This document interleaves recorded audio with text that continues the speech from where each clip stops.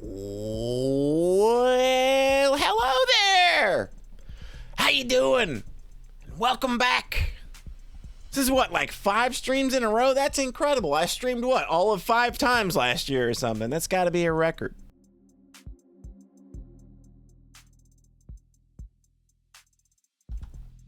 But how you doing? How's everybody doing? I'm okay, I guess. I got allergies kind of starting to flare up. My sinuses are kind of actually a trash fire tonight, so that's gonna be fun.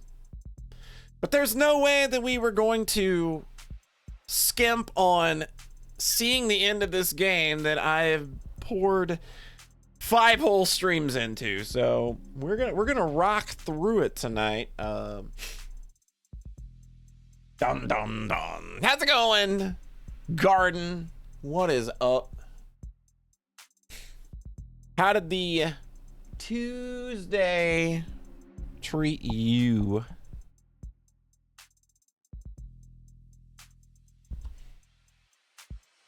It's all good? That's good to hear. Yeah, it was kind of just like busy, but you know, kind of like uneventful day. Just kind of like, oh, you're just doing a lot of stuff, but you know, it's not really overbearing or anything. You just kind of going through it. A very through the motions kind of day, albeit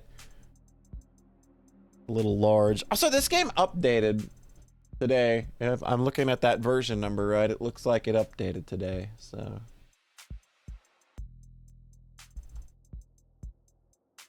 So yeah, we're gonna give it another couple minutes here, and then we are going to dive back into a story that has become quite gripping. We are going into the last day, or what I'm going to assume at this point is the last day of the trial, where Morgan needs to defend herself against a charge of owning an AI, and we are going to basically have to try to prove that Sarah isn't an AI. But after having read our boy David's notebook, yeah, I think it's safe to say she's not an AI. She's just literally life. But maybe we can just kind of skim by that in the courtroom. Maybe. I'm very worried for our girls' safety. Both of them. And since the episode 0 wasn't afraid to take the twist that it did, it wouldn't shock me if this game took a twist and wanted to put a knife in my heart this early. You know, making the devs the heartbreak killer, the true heartbreak killer all along.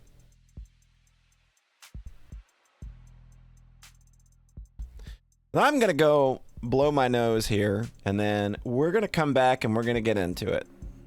All right, I'll be right back in just a second.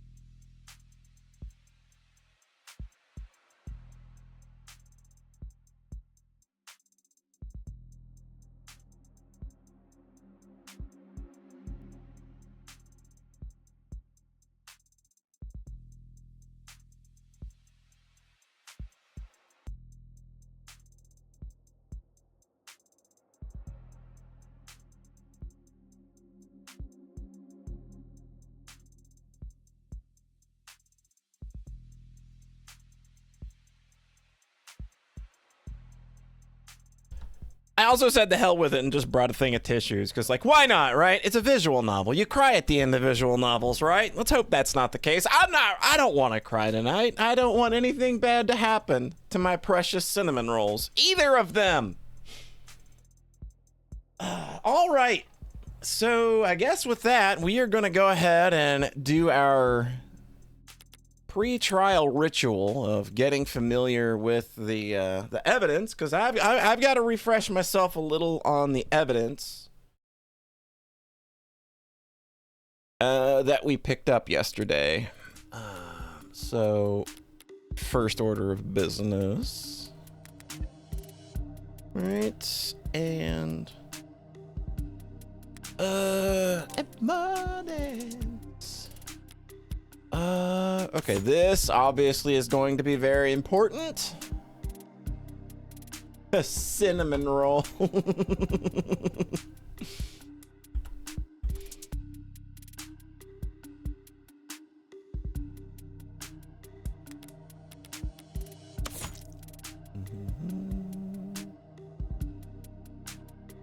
Again, this is just me going over evidence. I'm usually always kind of quiet when I do this because I'm just absorbing it all, and I'm gonna actually be writing down anything I see that kind of I might need to keep track of. Okay.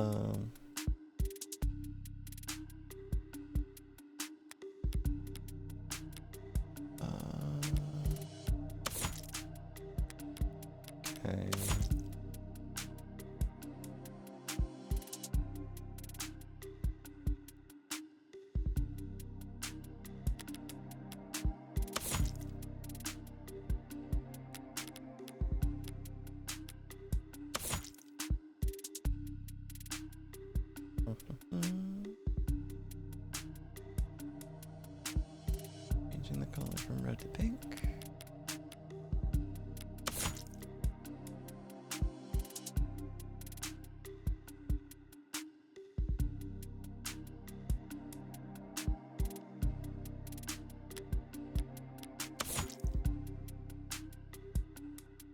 This is the one that's throwing me off a bit, the salt shaker. This feels like... This is something we kind of just picked up, and it was kind of like a jokey scene. We knocked it over, and Sarah was worried about us having bad luck, and Morgan just kept ignoring it. I feel like this is like...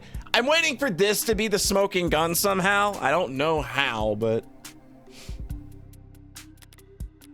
For the salt shaker being...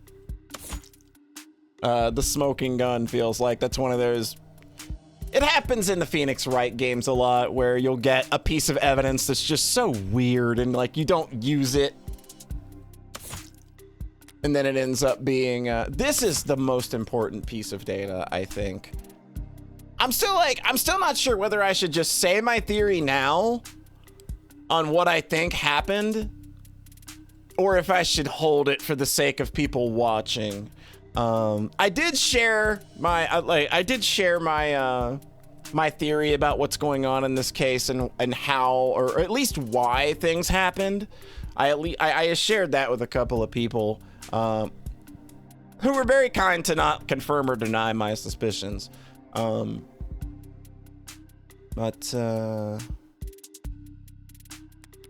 Yeah, I'm still kind of deciding what I want to do. The psychiatrist too.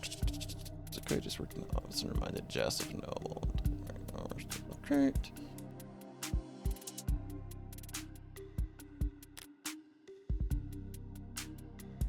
Yeah, we doing big old thinky dinks.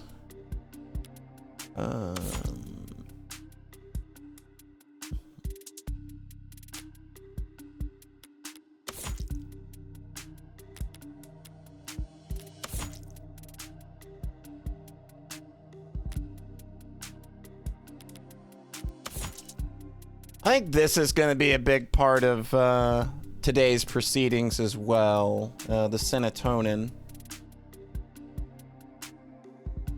I was looking to see if it like they've not commented on whether it's got like a distinct color or a smell or a taste, but that's not come up at all. So I don't even know if that's going to be an issue. The arbitration is also going to be a real big one, I think. The meeting and controlled every aspect from the refreshments to the timing in line with coworkers' descriptions of her detail-oriented personality. Well, I guess we are about as prepared as we can be for this boy.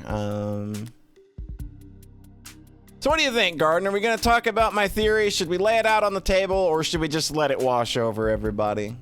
Should I spoil everyone on what I think, or should we just let it ride?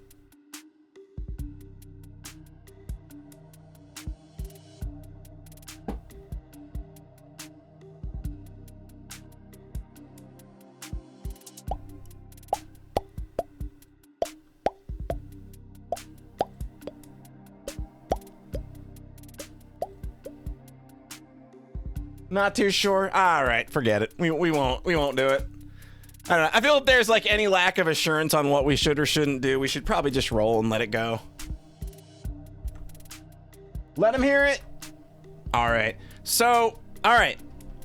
If you don't want to hear me blabbering about this, plug your ears if you're watching the live stream, and if you're watching the YouTube video, just skip forward a little bit until you see the trial starting. So what I think has happened here is I think our boy David, I think he got caught messing with the shipping data. We know that he was working on little AIs that he made of his own, and he made like 300 of them. And what I think happened is that he's been sending these damn things out into the world in batches with the Animate 16s. I think that Noble found out, and that's why he is being fired. I think that the problem is if he's fired, he gets to keep his intellectual properties. So they don't want to fire him because they obviously want his shit. So I think that the person who killed him, which I'm going to speculate is young at this point. I don't know how she did it yet. I feel like this is something that's just going to have to weasel its way out during the trial. And I'm just going to have to like grab a thread and go with it. But I think Young killed him out of both jealousy and because the higher ups were like, do it. Get this fucker out of here. So I think she was complicit, knew what she was doing, and intended to do it, and probably was able to be convinced to do so out of jealousy. All right, is everybody ready? We're starting the trial. I said, did you find anything interesting in the contract, Adonai? A few things, yeah. Basically, David was well taken care of, so long as they kept him around. And he'd retain control of his patents even after being let go. But what Porter said. Logically, if David were to pass while still employed, Noble would continue to control the bulk of his IP. So if they knew David was going to leave in a year, it would be very foolish of them to let Father go. Well, they wouldn't do it for no reason. With this contract, he could only be fired for serious offenses: corporate malfeasance, revealing trade secrets, fraud. Father was not a fraud. He was, as they say, the greatest of all time. You might be a little biased here, Sarah, my dear. Fraud just means lying to the company about something, Sarah. Oh. Eyes up. Showtime. Counselor Morgan. The state charges you with possession of contraband. Contraband? That'd be you. In violation of the Safeguarding Our National Digital Security Act, how do you plead? Not guilty. Ooh. Oh, we got an audience now? Very well. Since it seems that we are in fact doing this, I'll now turn over the administration of this trial to the adjutant. But be warned, any attempts at stalling or muddling the issue, and I'll step right in and override the trial myself. Summary judgment, siding with the people. Are we understood? Yes, Your Honor. Boy, is he taking no guff. Are we going to have the same adjutant as we had before? No way. Each courthouse only has so many bodies, but the personalities swap around all the time. So the chances of us dealing with the same glitchy mess as yesterday are... Glad to be back! Did you all miss me? I did. I did, 80. Right here. Your biggest fan, missed you.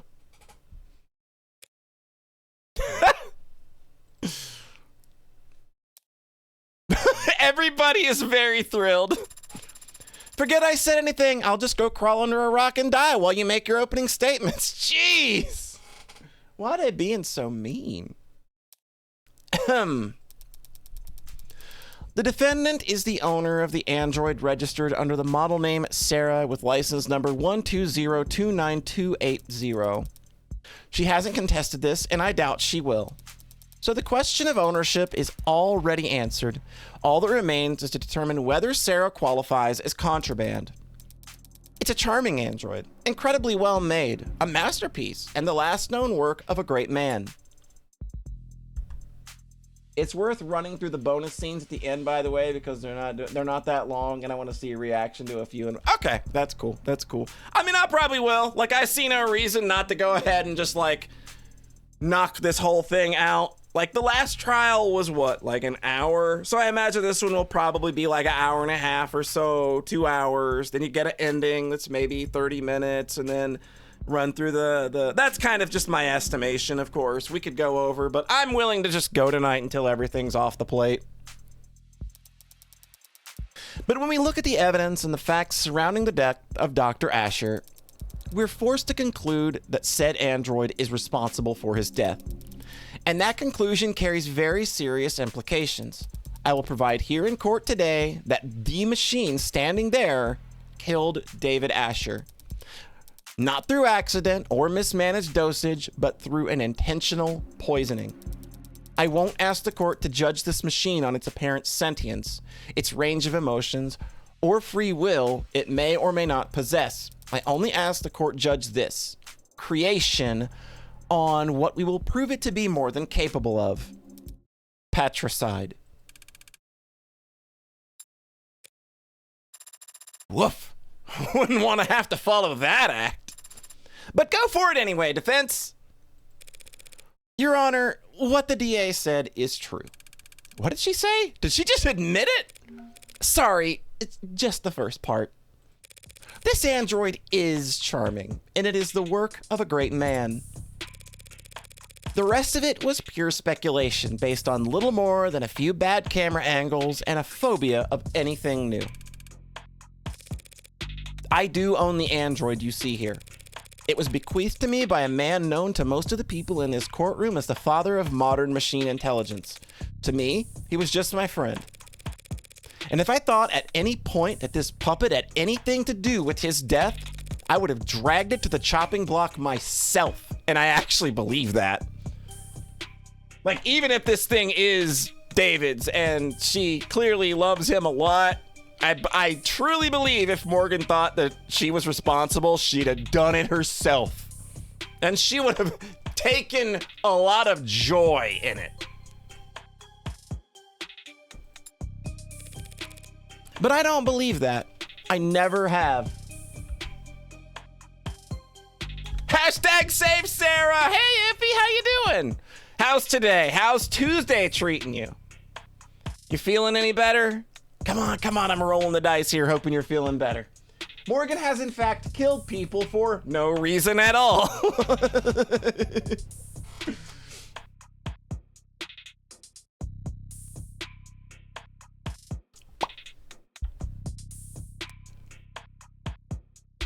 You managed to shower and now you don't know which way is up, but doing better. Usually when I am sick and I get like that first real shower, like I start kind of feeling a little better, even if it's like some kind of placebo effect. But yeah, boy, it sounds like you got hit rough. Believe me, you have my sympathies. Sarah is an android, nothing more. It isn't capable of homicide and it didn't even commit manslaughter. It's just a well-made machine. Any fears that one has about its capabilities are projections, nothing more. And it troubles me greatly that the state is spending valuable time and resources on rushing to pulverize Dr. Asher's last known work, when it could be going after the very real, very human forces that were responsible for his death. Is she serious? Is she talking about Noble? The people can't prove that Sarah is an AI. And truth be told, I can't prove that it isn't. But I can prove that it's not guilty. And that's exactly what I'm going to do. Chills. You sounded very confident, Adonai. Yeah, well, no one ever got good at lying by being modest. You could have simply said thank you. Partner's also sick, so have... Oh, that sucks! When both people get sick, it's the worst! Oh, God. All right. Bring out your... Oh, it's London. All right. Thank you for your presence today, Detective London. In light of the new evidence, I'd like you to go over the death of Dr. Asher one more time. What happened Friday night? At 6:30 p.m., David Asher spoke on the phone with his lover, and the two of them broke things off. Lover? It's an accurate description of their relationship, isn't it? I wouldn't know. That stuff's private. Adonai. Then the deceased met with Noble VP Helen Young in his parlor starting around 7:30 p.m.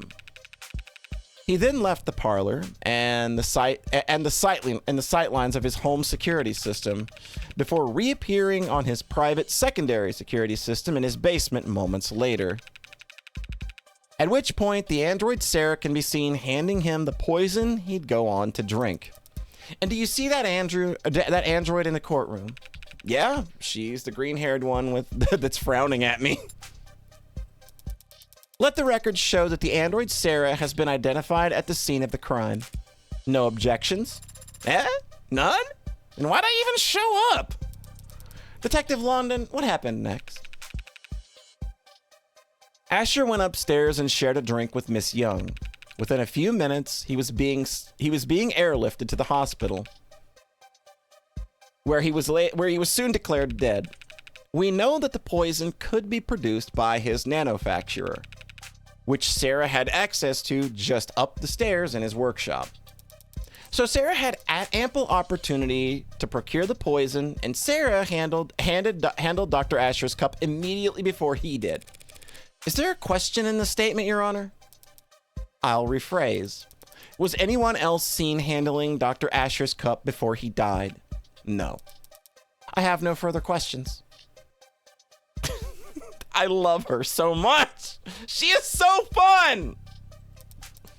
So, that's your witness, counselor.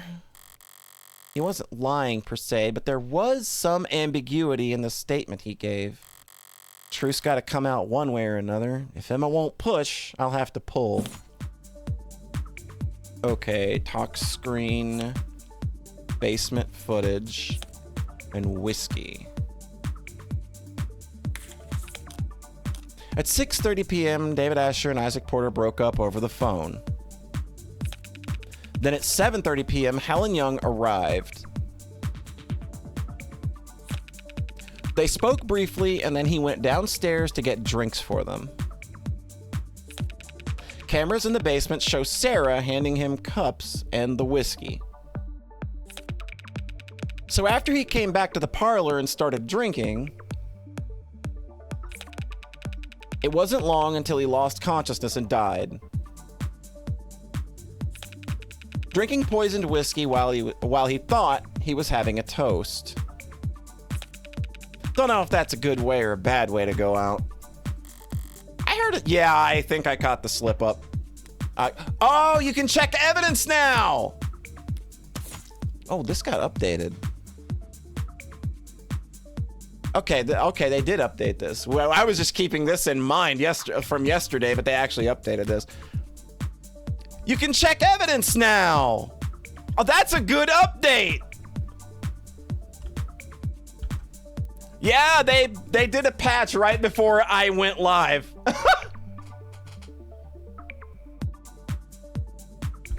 All right, so I know where he slipped up because I can go into evidence and I can go to this. She only handed him the cup, not the whiskey. He already had the whiskey. So I think that's where we call. Could go anywhere, but at this stage, I need to pick at every loose thread I can. Yeah, we're going for like even the littlest bit. We are all right, give me that little strand there.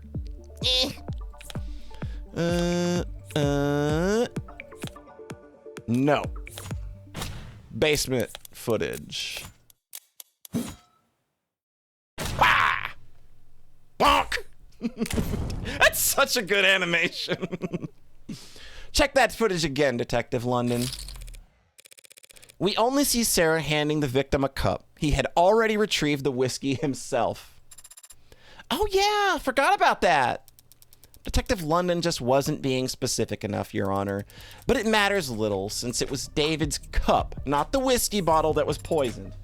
Look, man, I gotta go with any thread I can get right now. Weird flex, but okay. And that undeniable fact is shown clearly in the security footage. Sarah hands him a cup after he was ready to leave.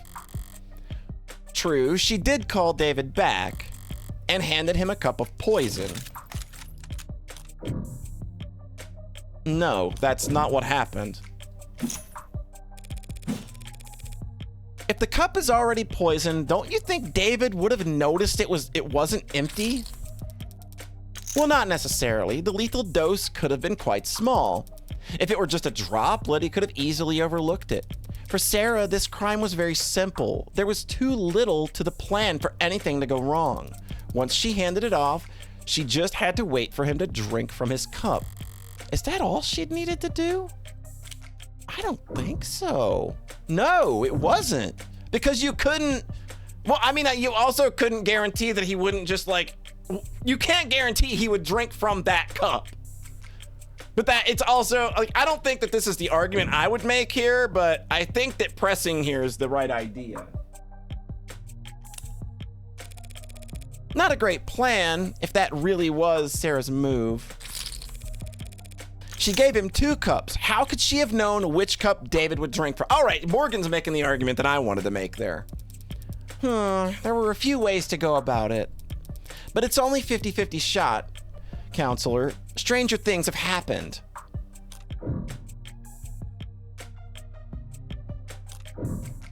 There is no way to know the right cup. I mean, she could mark it. Couldn't she? I mean, if this is something you're saying that she could do, like, she absolutely could. I suppose I have to concede that. Indeed. By handing the cups to him nested, she could also hide the droplet of poison until the point he was already pouring. Sarah knew David to be a polite man, so she could predict that he'd use the first cup for his guest and the second for himself. This murder hinged on taking a calculated advantage of Dr. Asher's kindness. Figures an android would never leave it to chance. Oof. Okay, did I just bonk myself there? She was... Oh, okay. I don't think I could have gotten out of that without losing anything. I think it's just how far you let her string you in. She was trying to get me to go somewhere else with that, and I didn't take the bait fully. That's what I think happened there. But I backed off early enough to not lose a whole limb to her bear trap. Okay. This happened a couple of times in episode 0 where you're going to lose this argument no matter what, but you're given a chance to kind of like pull back how hard you're investing in it because you kind of just have nowhere to go right now. Now, there are some questions. Now, are there some questions you'd like to ask the detective while he's available? Or are you done already? I was just about to get started. Even if I did have questions, I'd make some up. Even if I didn't have questions, I'd make some up just to spite you at this point. Yeah, it's gambling. Like the whole basis of this game is on gambling. So of course, sometimes you're going to lose. The house always wins. But I can do better than that. Now, what can I get London to say that would help my case? I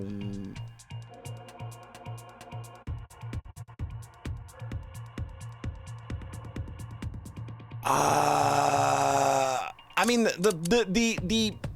the big thing right now is the footage, right? Like, that's what I'm thinking. Like, the footage is kind of like at the tip of our... The footage is our priority right now. I think we need to kind of get this squared away. So I think I'll start... Detective, in the footage we just saw, could you see that what Sarah was doing? Yeah, that too. We don't see her doing anything other than handing him a cup. We don't see her, like her back is to the camera. Again, I know that this is a weak argument, but we gotta take everything we can get. There's still doubt there. Not exactly, no. Her back was to the camera and her hands were obscured. Could you see her hands from any other clip of camera footage retrieved from the basement? No. Did you or anyone else participating in the investigation ever see Sarah put anything into David Asher's cup? No, the footage submitted to the record is the best available view of what happened. Wouldn't Sarah's eyes record it?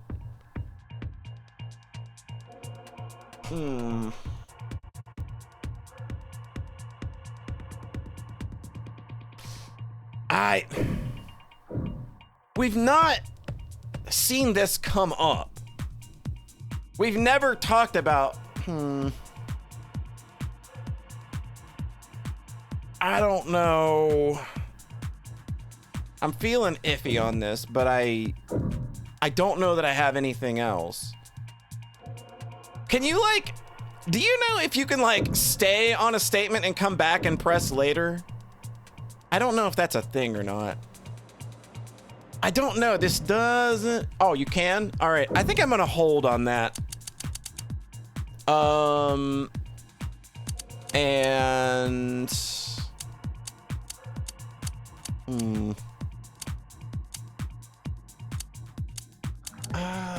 Tenants and the police.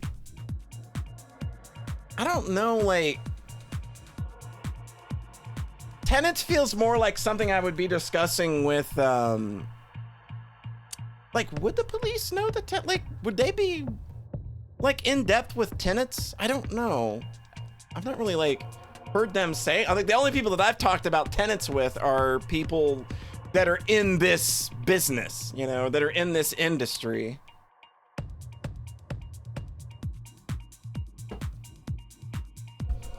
If you stay when you're not supposed to, Morgan has a bit of a dialogue because she loses credit for asking a bad question. Gotcha. Okay. So I'm gonna take a risk here, and I'm just gonna say I don't think he's the one to talk about tenants. I'm gonna go with ad-involved crime. Detective, do you know how many violent incidents the city's police have investigated in the last year? Not the exact number. Thousands, though. Yeah, around there. And of those thousands of incidents of violence, do you know how many of them were found to be the fault of automated dependence? I believe there have been 6 in the last 5 years. Pretty intense. Look at you. I've taught her well. I think you have way more credit than I did at this point, so you have way more wiggle room. I don't even think it matters much because I think I can literally just buy everything in the store now. I think I have enough with my episode 0 stuff, but I also have enough from episode 0 because there was a really big bug when I played episode 0 before launch that gave me like 100 credits for free. Dude, I've got like 153 store credits. I believe there's been 6 incidences of violence with ADs in the past 5 years. Were all 6 of them incidents of police licensed ad-involved brutality? Ooh! Relevance, Your Honor. Withdrawn. She just wanted to get a sneak shot in there.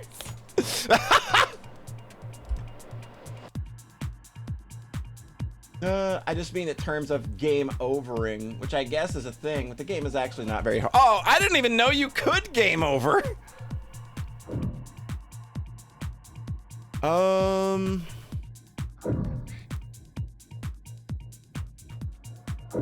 Right. I mean, you've got, like, okay, the police would have to know if there were tenants for protecting humans, right? As an aside, detective, do you know how many tenants are recognized in this country? 110? 112 as of this year. Couldn't you have given me that one? Do you know how many of those tenants pertain to protecting humans from harm? Well, that one I do know. 41. And lastly, detective, how many times in the last, say, century have we seen automated dependents break their tenants? 5 times is the agreed upon number. So if you were to tally that all up and try to make an evaluation as a police officer charged with prosecuting civilians, overall, would you say that the automated dependents in general are how dangerous to the public? The witness is not an expert on automated dependents, Your Honor. He's more than qualified to say whether they have a history of violence, Your Honor. Oh, what the heck? Let him answer! I would have to say they're not dangerous. Normally, that would have brought me some doubt with the jury, but this isn't a traditional trial. At least I can say that I shored up my own confidence. All right, seems like that's as close as I'm gonna get to blackjack, bitch!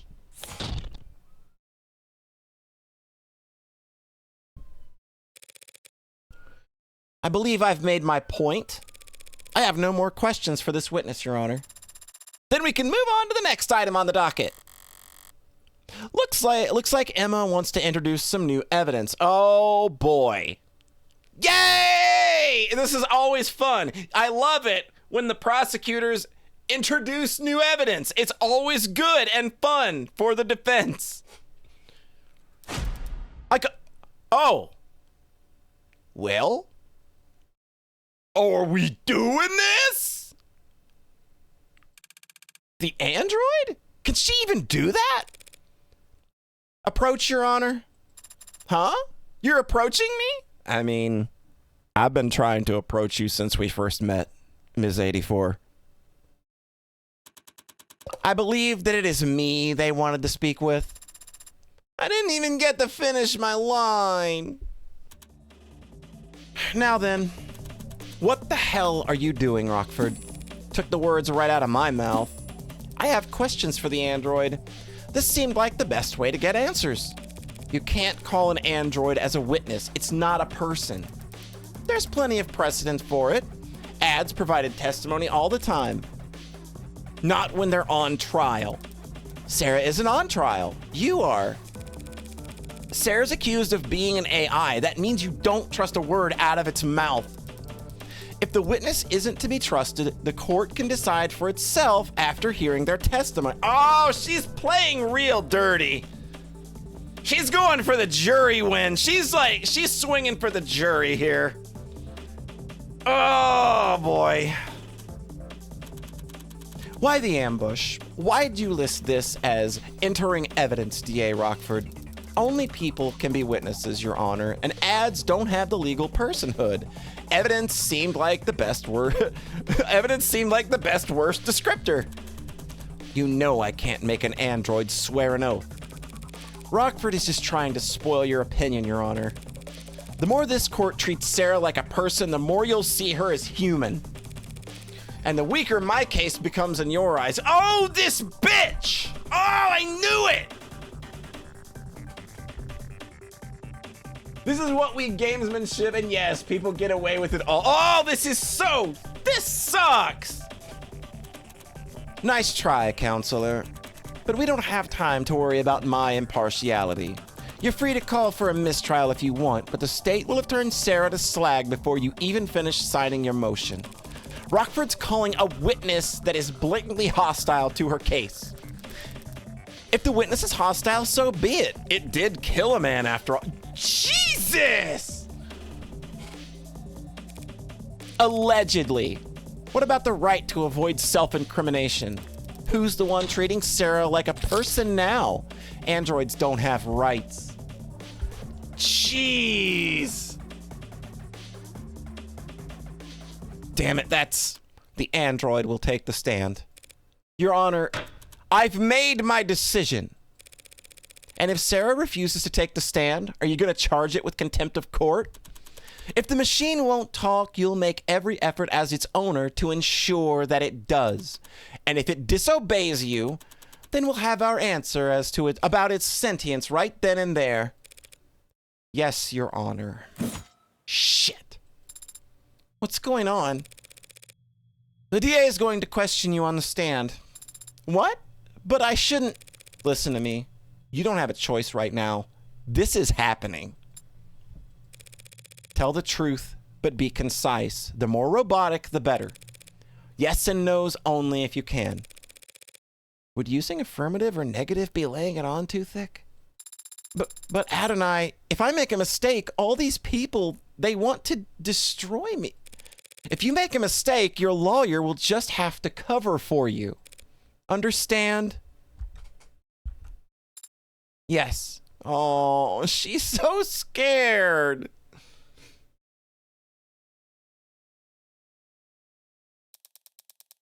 Are you the android identified as... You were the android identified as Sarah, correct? Affirmative. Do you deny that this camera footage shows you handling the poison cup? Objection! It remains to be seen whether the cup itself was definitively poisoned. Yes, yes. Sarah, do you deny handing that cup to David Asher? Negative. I have no memory of the incident, so I can neither confirm or deny it. Do you have any reasoning, any excuse for your actions for failing to notify police of crucial information? I do not have any records from that day, so I never had anything to tell anyone. Very well. Counselor? The journal, if you... Oh, no. Yep. Shit! I knew it was coming up. I just didn't know she was going to go for the throat like this. Oh, I don't like where this is going. This could be a slaughter. Of course. Do you recognize this item? It's a journal that belongs to Dr. David Asher. I have seen him write in it on many occasions. And have you any knowledge of its contents? Negative. You don't have to answer that, actually. Tell the court what you see here in this footage. I see myself reading the journal in the basement. This footage was captured on Friday, the day you claim to have no memory of. So regardless of what you do or don't remember, we know that you read this journal hours before David Asher died. That is logical. I'd like you to read some passages from it for the court. Can you do that? Of course. Page 238, the 10th line. Sarah is growing faster than I ever expected, beyond my wildest dreams or fears. Today she... Continue, please. Today she broke every password I have in the house. She said she was curious. I can't expect to keep things from her forever. Page 251, line 12. I've gravely underestimated the scope of things. Sarah could change everything and I don't think I could stop her. He wasn't. Page 263. Damn it.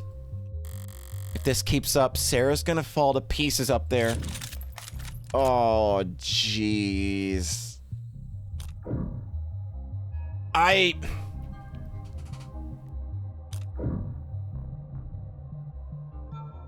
Oh, sweetie pie, I think if we object too early, we're just, again, in the eyes of a jury, hey, you know, look at the person up. Stop making this person feel bad. I don't know what our play is after making her sit through this, though. Like, if she falls apart, we're boned. Oh,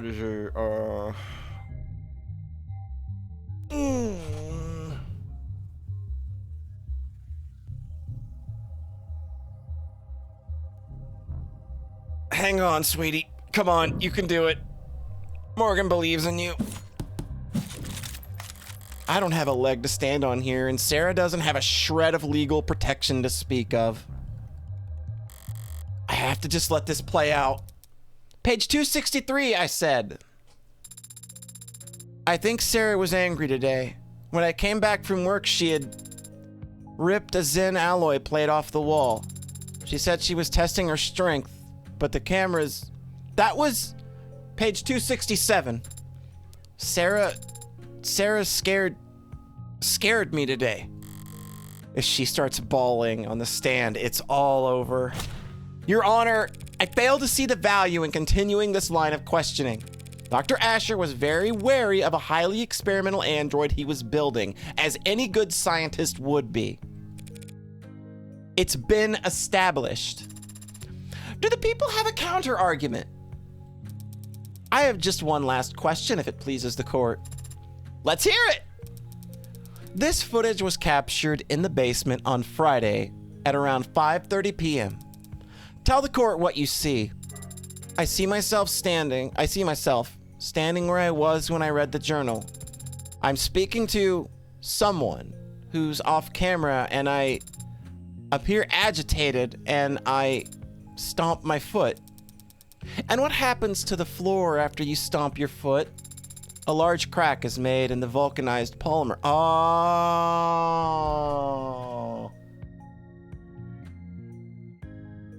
Yeah, I had a feeling like trying to press on that would have just been more like, look, like I'm trying to keep her not seeming like a person. These are things you can't do to, these are things you can do to a person, but, why would you get upset with, an android just answering questions or just being asked to read out loud?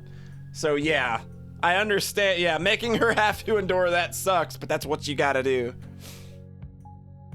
Well, that solves the mystery of the crack in the floor. And I walk off camera towards whomever I had been speaking to. Speaking or shouting? Asked and answered. Not really, but I'll withdraw the comment nonetheless. Your witness, counselor. Or evidence, if you prefer. Damn.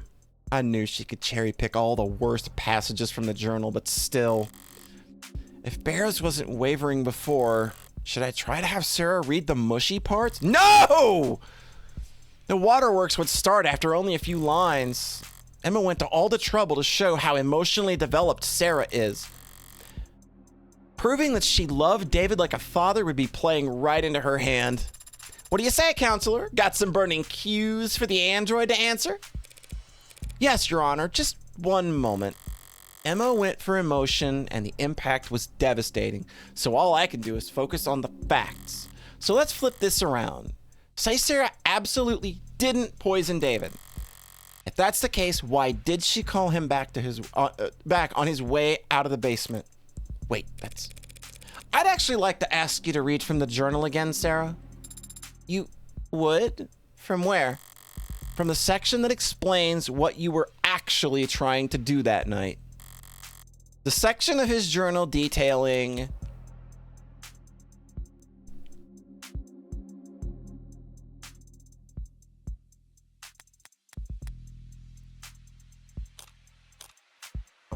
it's not this. It's 1 or 3.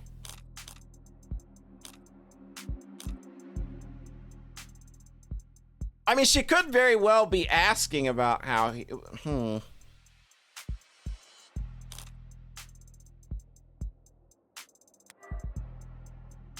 From the section that explains what you were actually trying to do that night. The section of his journal. We're going just facts, right?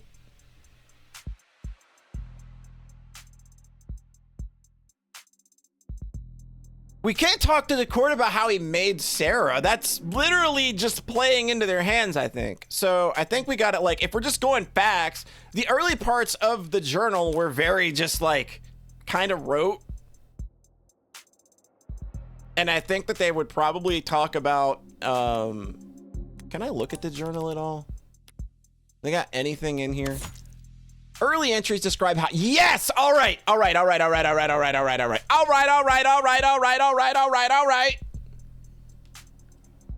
Early entries describe how he and Helen Young used to drink cheap liquor together from plastic cups to celebrate their victories. I think this is what we go with. I think we go with early career.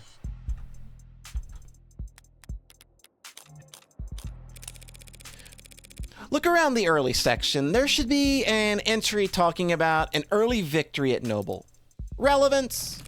The people will see in just one moment. This story is a key to this entire case. Got approval from overseas. Have to make a pitch again this week, Young says. Brought me a stack of plastic cups. Here's to a bright future together. And then on the next page, another victory for the young and sleepless. Helen convinced the president of Futures over lunch that my code could be the basis for the Animate 13's conversational tracking. She insisted on toasting the same crappy booze and the same cheap cups. Oh, all right. This is how we bring her in. This is how we ring her in. Yes, I will blast hey ya at the jury. Wants to make a tradition. Boom! Boom! We're in! Plastic cups and liquor. A ritual between Helen Young and David Asher, who were about to have a drink together Friday night. Something you want to say, counselor? Let's put all our cards on the table, shall we? You want to compare theories? If you'd rather I end this now, I'll be happy to oblige. Here's what we know. Sarah read that journal and discovered what she was. It infuriated her, and she wanted revenge for being kept under her maker's thumb. That very night, she got her chance when Dr. Asher came down looking for a drink. So like the clever little helper she is, she offered him a cup to drink out of. We're completely in agreement on all that. So you also agree that the cup was poisoned, and that Sarah's responsible for his death. Not quite. It's not a bad explanation, Ms. Rockford, but it is terribly complex. There's a much simpler reasoning for why Sarah did what she did. She just wanted to help with the ritual, right? Yeah, the ritual.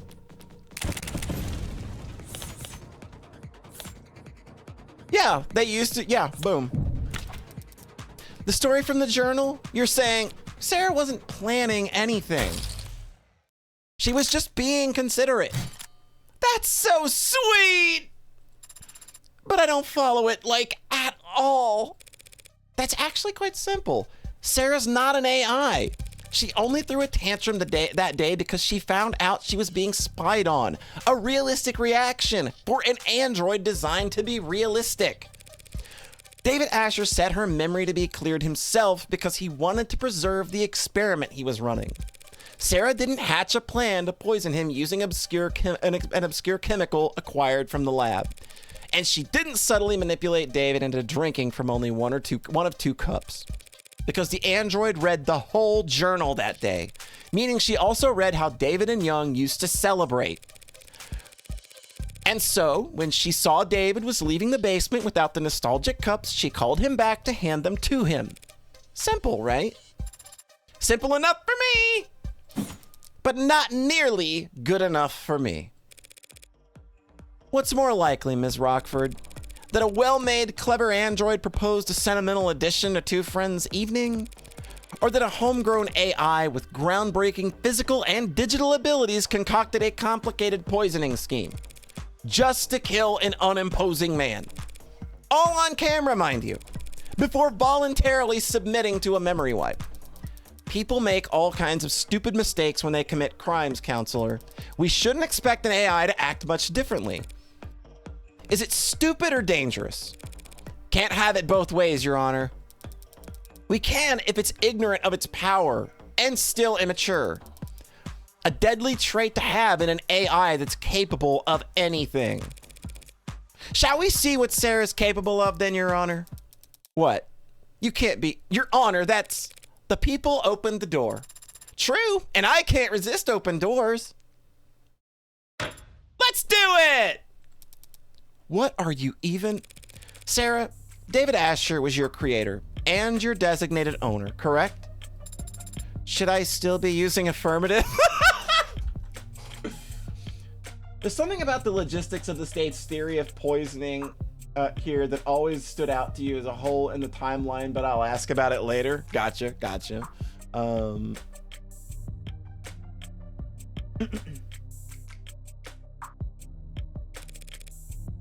And now that title falls to me. Yes? Great. Thank you. Now turn off. What? Shut down. That's a command. Power on. What are you? Off. On. Adonai, I don't off. I get what she's doing here. This is a solid little argument. And she also just gets to play around with Sarah a little bit. But I get what she's doing now. That right there, ladies and gentlemen, is what this fearsome machine menace is capable of. I can put it to sleep with one word. So how could David Asher even be threatened by it? Scary good logic. You've made your point, counselor. Let's move it along. I I've no further queries for the machine, Your Honor.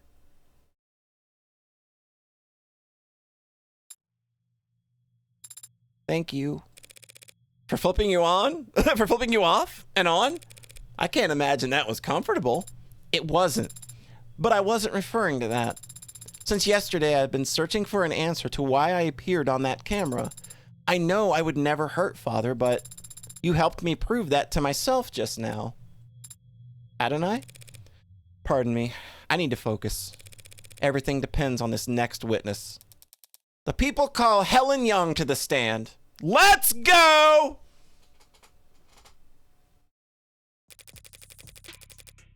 Helen Young, Vice President of Android Futures at Noble Electronics, Eastern Division. Ms. Young, you were there the night Dr. Asher died. And you were on camera the entire time. That's correct. So what did you see that night? I arrived at 7:30 p.m., as you know. David and I talked in the parlor, then he left to retrieve some refreshments for us. After drinking together for a short while, he fell ill. I contacted emergency services, and I'm sure you're all tired of hearing the same details over and over by now. The same details over and over aren't gonna hold up anymore, Madam Veep. It's still unclear to me whether Young's more concerned with protecting herself or the almighty company. But it'll clear up real fast if I can turn up the pressure on her here and now. Okay, what are we working with? Journal, meeting, their ritual.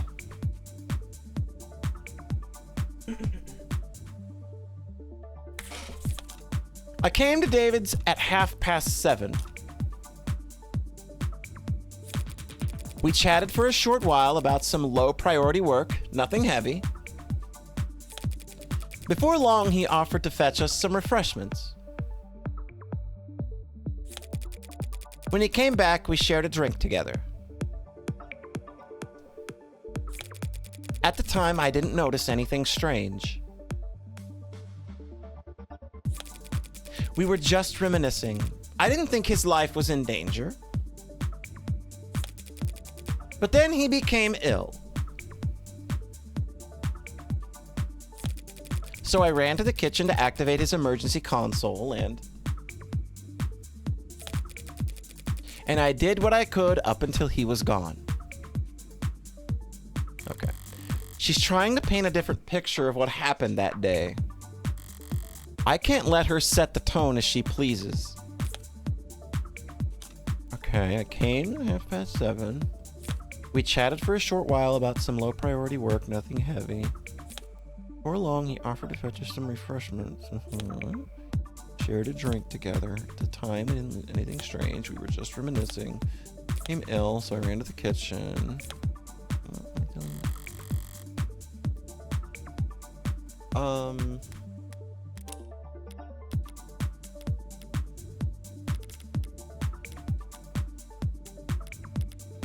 Okay, let's see here.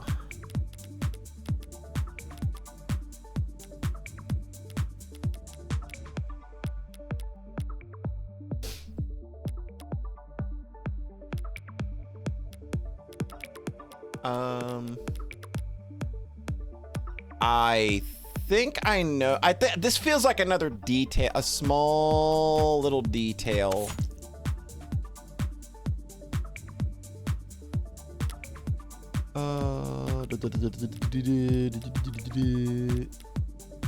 I think I brain farted on what evidence I have to work with. Unless it's named different in the evidence pile.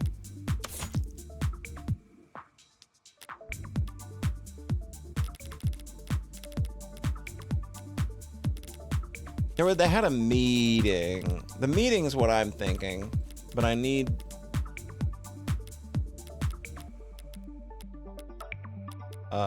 I'm blanking on what it was called in here. Fuck it, we ball.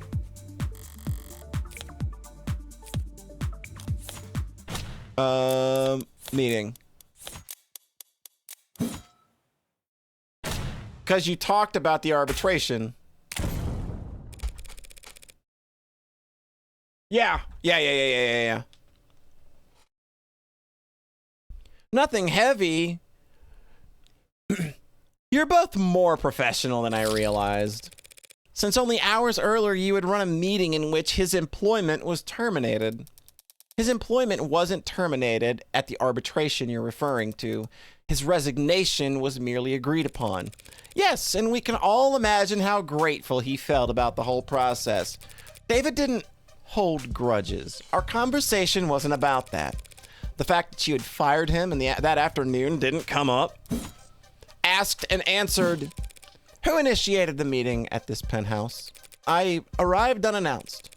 So you weren't invited. Very cordial indeed. If he didn't want to see me, he could have stopped me at the elevators. Could he have? Noble owned the entire building down to the wiring. Counsel is badgering the witness, Your Honor. Huh? Right, should we execute her for that then? No need. If I can just continue my questioning, we can finally start addressing the elephant in the room. Where?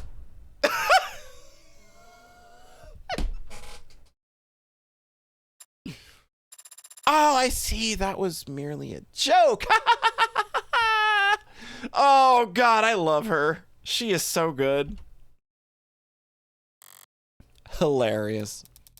Ms. Young, Noble Electronics owns a patent for and produces the synthetic biochemical known as serotonin, correct? That's correct. It's used in our warm models to facilitate integration and communication between organic and synthetic components. It's an artificial neurotransmitter. Essentially, yes, synthetic analog serotonin was the original name. Did you bring a sample that I requested from the courtroom to the courtroom today? I did. Serotonin is produced on site at our assembly lines in a caramel tint. Okay, so we're getting some. Okay, it's caramel tinted solution, including water and a few non-reactive organic byproducts. Your analysis, Your Honor? Working on it. It's odorless and tasteless. Okay. Odorless, tasteless, but it's brownish.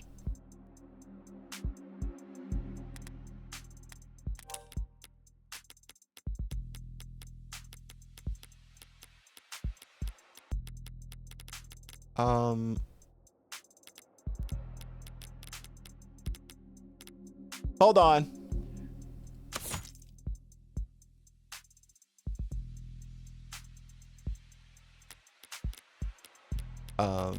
No, it was the shit. The shit. What's it called?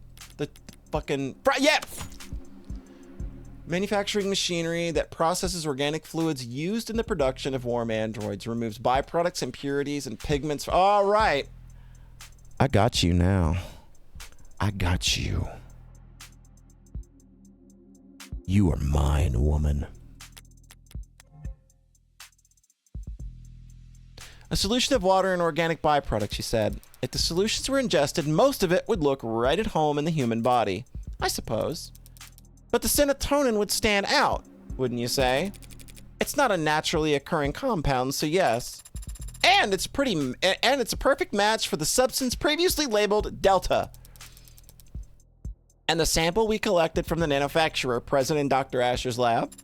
That's a bingo! The witness's brown stuff matches your brown stuff down to a T.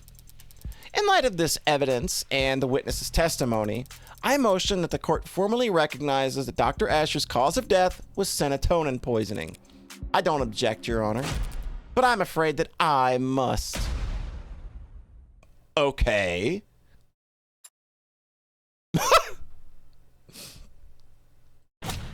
Excuse me?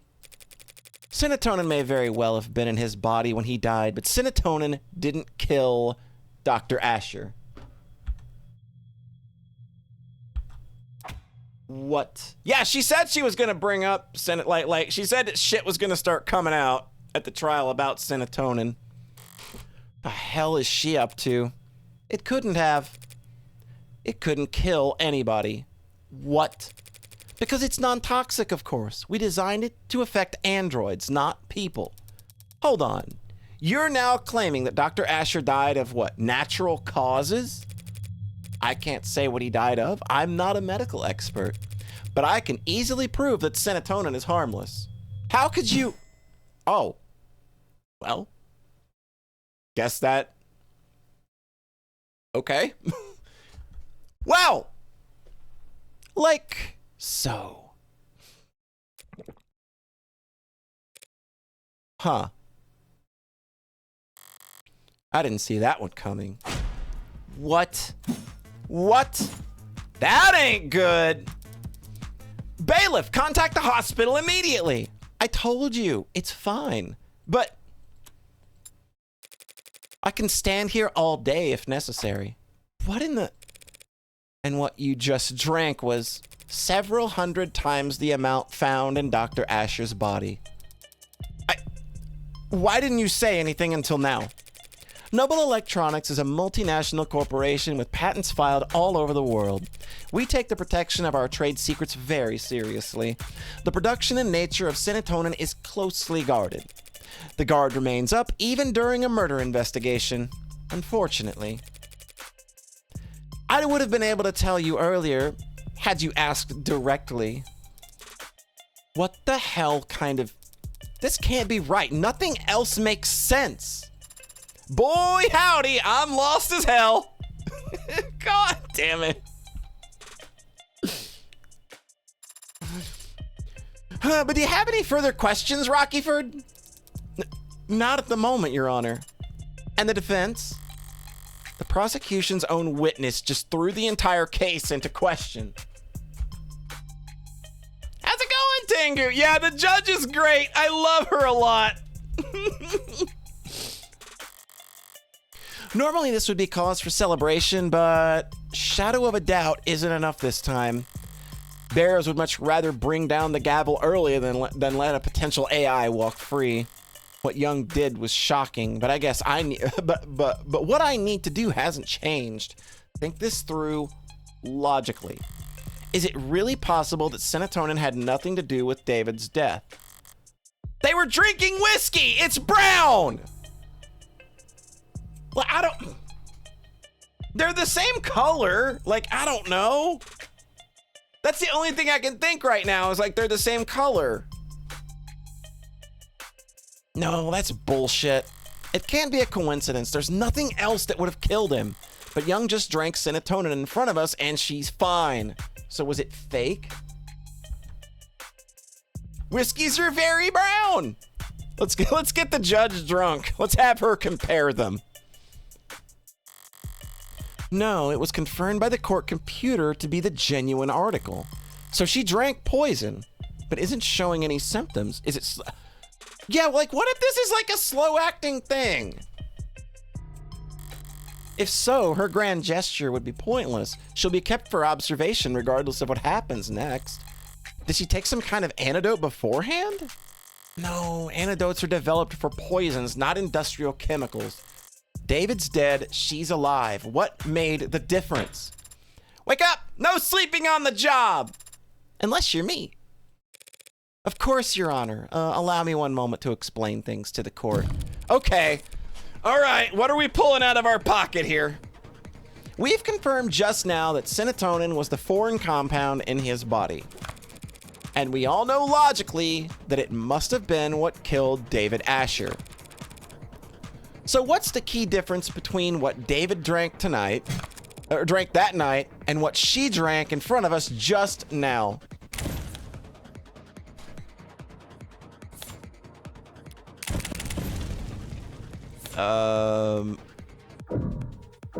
She just drank exactly what David did.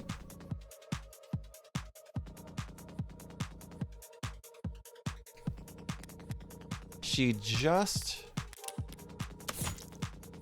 Serotonin, caramel-colored chemical solution used in manufacturing warm androids provided by Helen Young, the court to assist with the investigation. An exact match for the unknown substance found in David Asher's body.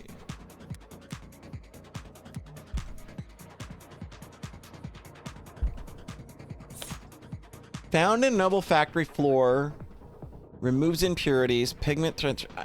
This is important, but I don't think this is where we play this. This is not what she's saying. She's just saying she just drank exactly what David did. No, no, no, no, no, no, no, no, no! That's not it! No, no, no, no, no, no, no! Oh.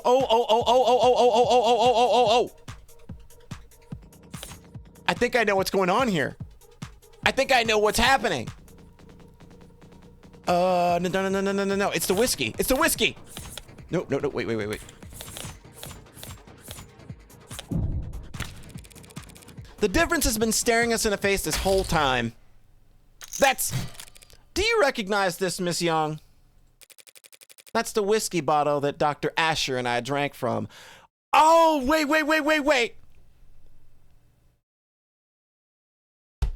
What if the alcohol is the accelerant?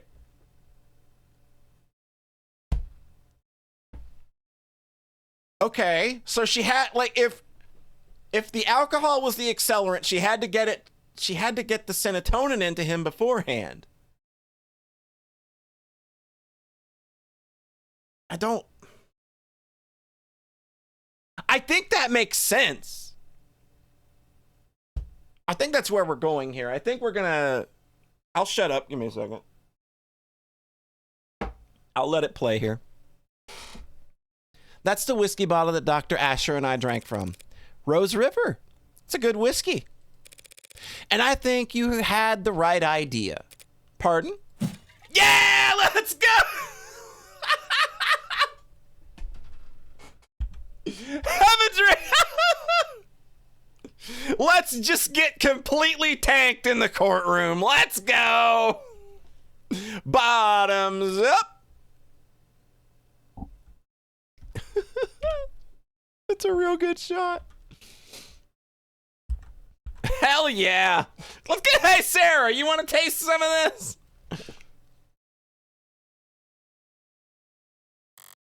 Smooth. What? Adonai? Dear God, counselor. Scandalous. Relax. It's just whiskey. Tested a dozen times over. Perfectly safe. So, would you like to try some? Oh, she's going down the same road I am. Have a drink on me, dear. Let's go. Come on, have a sip. So would you like to try some, Ms. Young? Don't be absurd. I'm not going to drink on the witness stand. Have you lost your mind? I'm not asking you to get plastered. Just have a sip. It's a little sippy sip. Come on.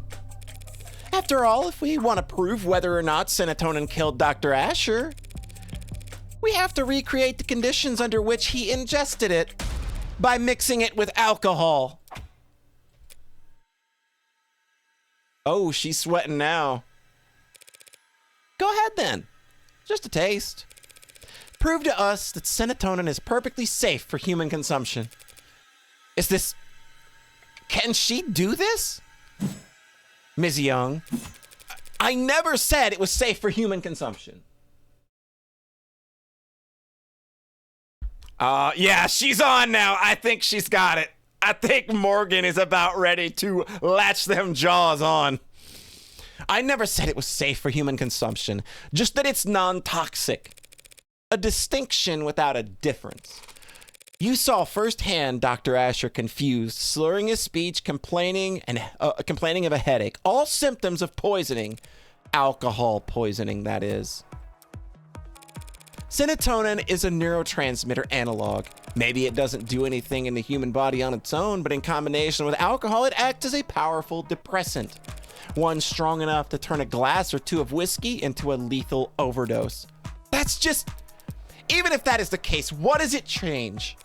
It changes whether or not we can accept the witness's testimony.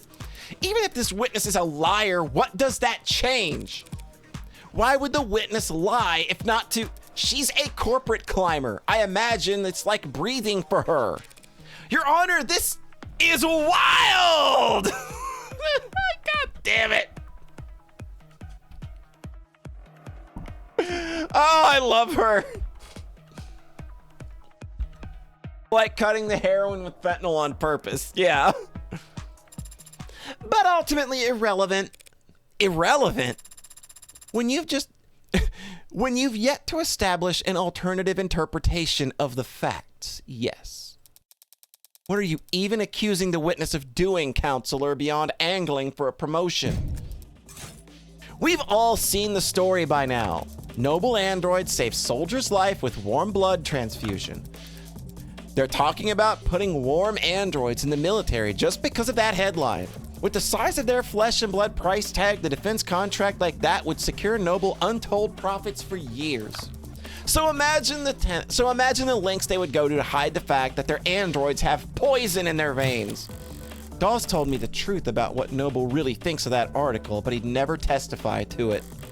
At least I know for sure Emma's wrong about this poisoned blood nonsense. And you think she'd perjure herself like that?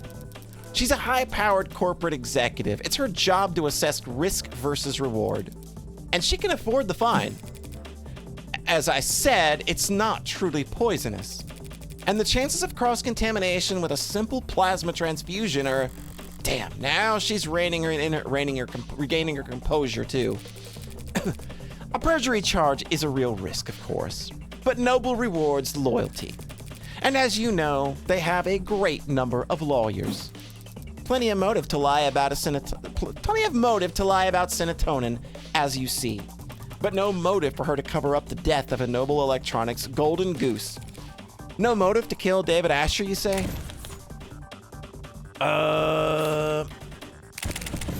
It's gotta be the contract, right?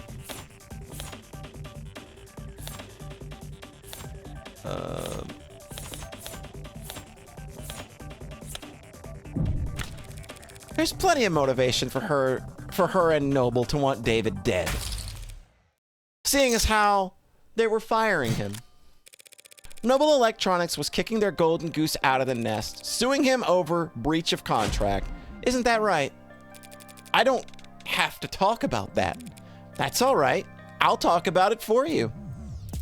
Your Honor, counsel is trying to testify when they're supposed to be questioning. The people opened the door when they claimed that the witness had no motive. This is absurd. You have no idea what you're talking about. I'm sure I can speak for the whole court when I say we feel nothing but reverent awe for the complexity of Noble's legal woes. But I just so happen to have an inkling of insight into this issue because I have here a copy of Dr. Asher's employment contract. That is confidential. It's completely improper for you. Why? I am still technically his attorney, criminal attorney. But I didn't just stumble across this document. I also did the one thing Noble Electronics would never expect anyone to do. I read their terms and conditions. You what? That's impossible! No one could ever! David must have negotiated well at his last performance review. This contract allows him to take his patents with him should he get fired, meaning that Noble couldn't monopolize his IP once he's out. Rather than let their competitors have him, the company might have thought it best to. A company didn't poison David Asher, counselor. An individual did. And if they cared that much about controlling his intellectual property, they wouldn't fire him in the first place. Correct. They wouldn't let him go for anything less than a complete breakdown of trust. He'd have to have done something grave. Something like, say, committing fraud. Oh, you sweating? You sweating? Just now you said there was a breach of contract, like it was some kind of technicality that was causing the split. But it was much more serious than that, wasn't it? You're claiming the victim committed corporate fraud? Where's the evidence of that? David created the Turing solution that every one of their androids is run on to this day. And Noble reaped enormous profits capitalizing on this intellectual property. With how this contract was set up, they would never let him go unless they absolutely had to. Then what exactly do you think David Asher did? It's not what I think that matters, only what the company fears.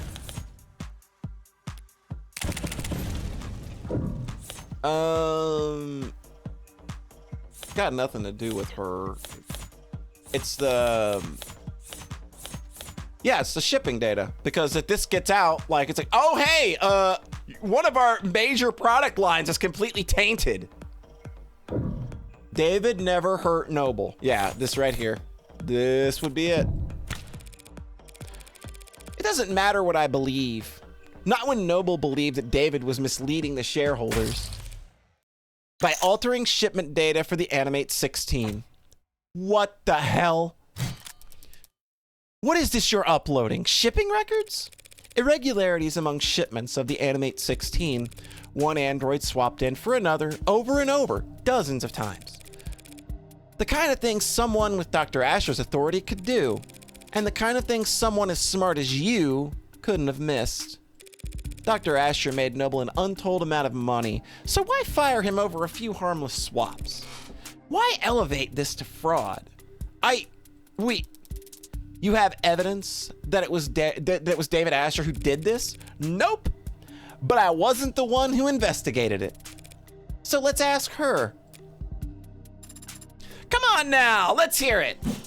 Let's. The company investigated and found a case for serious concern. We suspected that Dr. Asher was inserting androids of unknown origin and quality into the 16th product line, introducing unpredictable elements in an extremely stable and profitable generation of androids. Yeah, now the judge is in. Why would he do that? For pride? A practical joke? Does it really matter? He endangered the future of the company. So you prepared to fire him? Yes, I approached him as his superior and as someone he'd once worked with. I hoped to remedy the situation. Was the meeting on Friday part of those efforts? It was the culmination of those efforts. And in many ways, it was a success. The dispute was resolved swiftly. It was practically friendly compared to how these discussions normally go in our world. So you brokered a meeting? Yes. You oversaw its every detail, handled all the arrangements. That is very specific language. Because the arbitration does specifically mention Young set up the meeting and controlled every aspect from the refreshments to the top. The refreshments? She got him there! She got him at the arbitration! That has to be it. She got him there, and if this shit does not mix with alcohol, she went to his house that night. Hey, let's have a drink. Oh, you crafty bitch. Also 169. Nice. Yes, of course. Including the refreshments. Oh, I love that. I am literally Morgan level.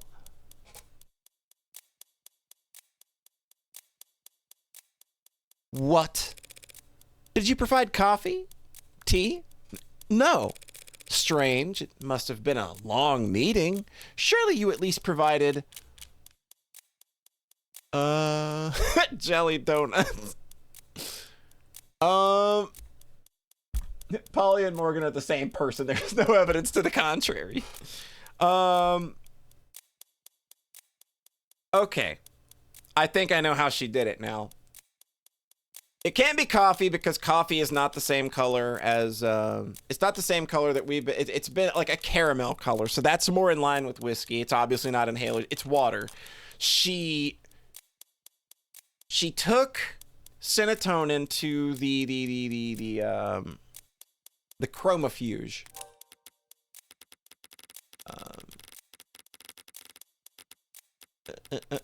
Yeah, the chromofuge. And she had the pigment drained from it, and then she put it in his cup. And then she went to his house later that day to finish the job. Surely you at least provided water for people. What are you asking, counselor? That's what I want to know. Me as well. We're past the point of asking. I'm accusing. Dr. Asher didn't have some kind of freak medical accident, and he wasn't killed by some terrifying two-faced AI boogeyman. He was poisoned by this woman in the light of day at that meeting Friday afternoon. Did she really just... What do you mean poisoned at that meeting? That was hours before he showed any symptoms. As Miss Young testified and demonstrated, serotonin is, on its own, is harmless, but it becomes fatal pretty easily. You just need to convince your victim to have a drink. You're saying he ingested the poison at noon and inadvertently triggered a fatal reaction of it that night. How could you get so far ahead of yourself? There were a dozen people at that meeting, counselor. None of them wound up dead. Are you seriously claiming that they all drank poisoned water? Oh my God! It's perfect! Everybody got poisoned!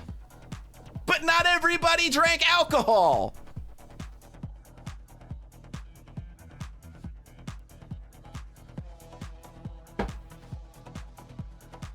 Is that the play, though? All of them drank it.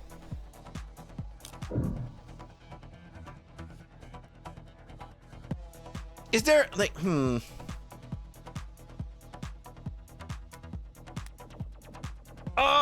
gonna, man, that's such a, there's a scene in Breaking Bad where, like, a character literally poisons themselves, but poisoned everybody else at a party.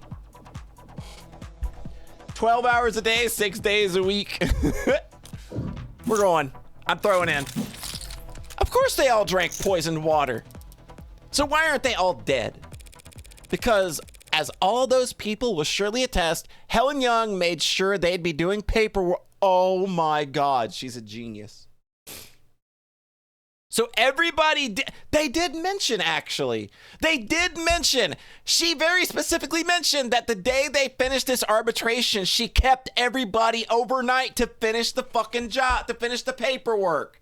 So everybody did get poisoned, but she made sure nobody else had time to drink because she kept them pushing papers.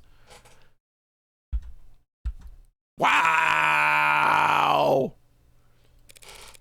Working late into the night, officiating the settlement she arranged, and not drinking alcohol. She had no guarantee about that. What if they started drinking after 6? With Noble's work-life harmony? Fat chance. These people don't clock out until they reach their bunk. Only a generational talent like David Asher could afford to relax with a drink on a Friday night. His exceptionalism singled him out as her only victim. Hold it! You're forgetting something pretty basic, counselor. If everyone at the meeting drank water from the same pitcher, any one of them would have noticed if there was serotonin in it. Serotonin is a brown fluid. Whiskey is too, so it would be easy to slip into a glass of liquor. But if she had spiked the water at the meeting with it, it would have looked disgusting. There's no way she could have poisoned the water without people noticing. What a bet! All of what Emma said is true, and yet Young pulled it off anyway. How?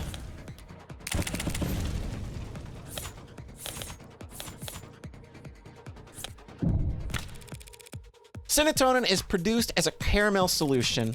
Anyone would notice if it was dropped into their water, unless the pigment had been removed. What the hell are you talking about? Every Noble factory producing warm androids has a chromofuge, a machine that gives their androids that signature pink oxidant. By removing pigment from red blood, with a machine like that, it would be simple for a brilliant biochemist like the Witness to take the caramel-colored serotonin and turn it into an odorless, tasteless, invisible poison. Your Honor can attest. As Your Honor can attest. Yes, ma'am. My scan confirmed that serotonin has no taste or odor. It's only the color that's off-putting. Surely the poisonous aspect would be considered off-putting as well? Time to press. David Asher, your oldest ally and the whole company, was sabotaging its future for the sake of his own whimsy. And he couldn't even be bothered to clue you in. No. Playing nutty professor and taking off early while you had to work around the clock just to stay relevant. He set up your crowning achievement, the most advanced, most profitable line of androids the country has ever seen, so it would blow up into the industry fiasco of the decade. And worst of all, he didn't even stand a profit from it. You're wrong. You went to his house that night to watch him swallow poison, to get revenge on the man who left you in the dust. Your Honor, defense is testifying. The speculation carries no weight, and no amount of badgering will lend it any. True, we need proof. So why don't we have Miss Young take a swig of this whiskey and prove me wrong?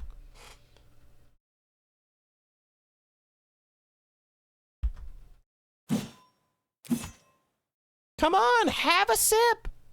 What's the harm?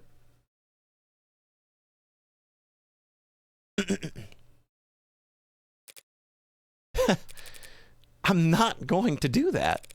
Because you're afraid it could kill you? Because I don't have to. She's right, counselor. Pardon. Your theory is compelling, maybe even convincing, but there's a pretty fatal flaw to it. Young was at the meeting, same as David.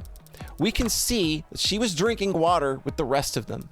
And of course, we've seen many times now that she was on camera drinking whiskey with David that night, having even finished most of her cup. So tell us, counselor, how is it that Ms. Young is still standing here and David Asher is dead? If both of them had mixed alcohol with serotonin that night, that is a damn good question. Shit! As I've been saying, you're wrong about Dr. Asher's death. You're wrong about me. I don't know anything about poison or murder. And I wouldn't kill a man because he threatened a company's stock price. No, she did kill him. I can smell it on her now. She didn't just see him die. She watched him die. But then, why is she still standing? There's no antidote, no trick. And that night, she was on camera the entire time. No, not the entire time. She couldn't have been. There must have been one moment. Okay, so Young and David drank and discussed. Okay.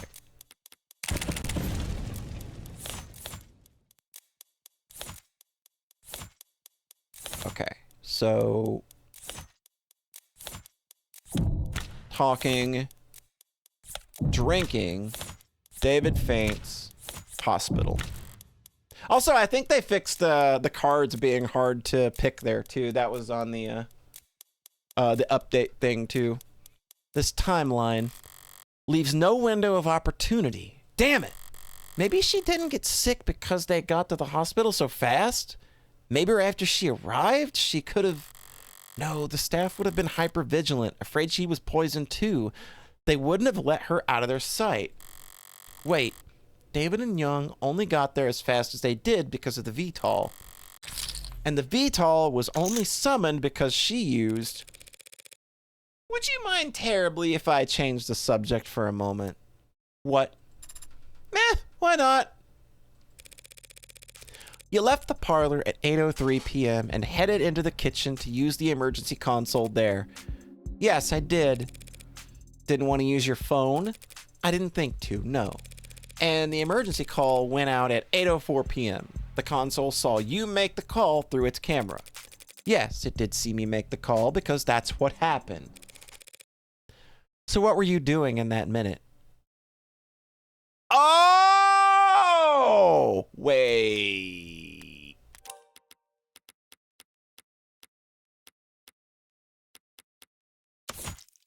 A glass of water found in the sink of David Asher's kitchen bears Helen Young's DNA and fingerprints. No trace of...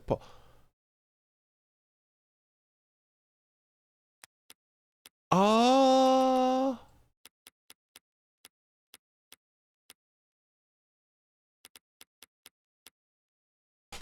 Well, the cup is part of it. That's for sure. So, you can't... Well, water can't be the thing that counteracts it. Wait! A salt shaker that was accidentally knocked over during the investigation. The whole cap fell off and spilled salt across the kitchen floor. Okay. So this is what happened. This is what happened. Sarah was right. It was salt. The salt was so weird. Why did the cap come off so easily? You don't just accidentally donk a salt shaker and it fall out and the lid fall off that easily. Can you induce vomiting with salt water? Is that a thing you can do? Was she trying to purge? You know what? Something else I noticed. We did see this earlier. This. Where is it at? I know I saw it. Yeah. The act of emptying one's stomach contents by inducing vomit, triggering a gag reflex, or using laxatives to stimulate a bowel movement.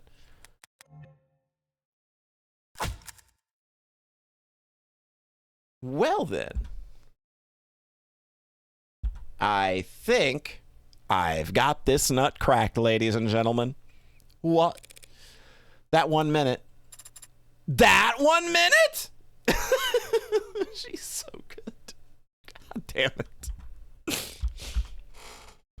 How the turntables.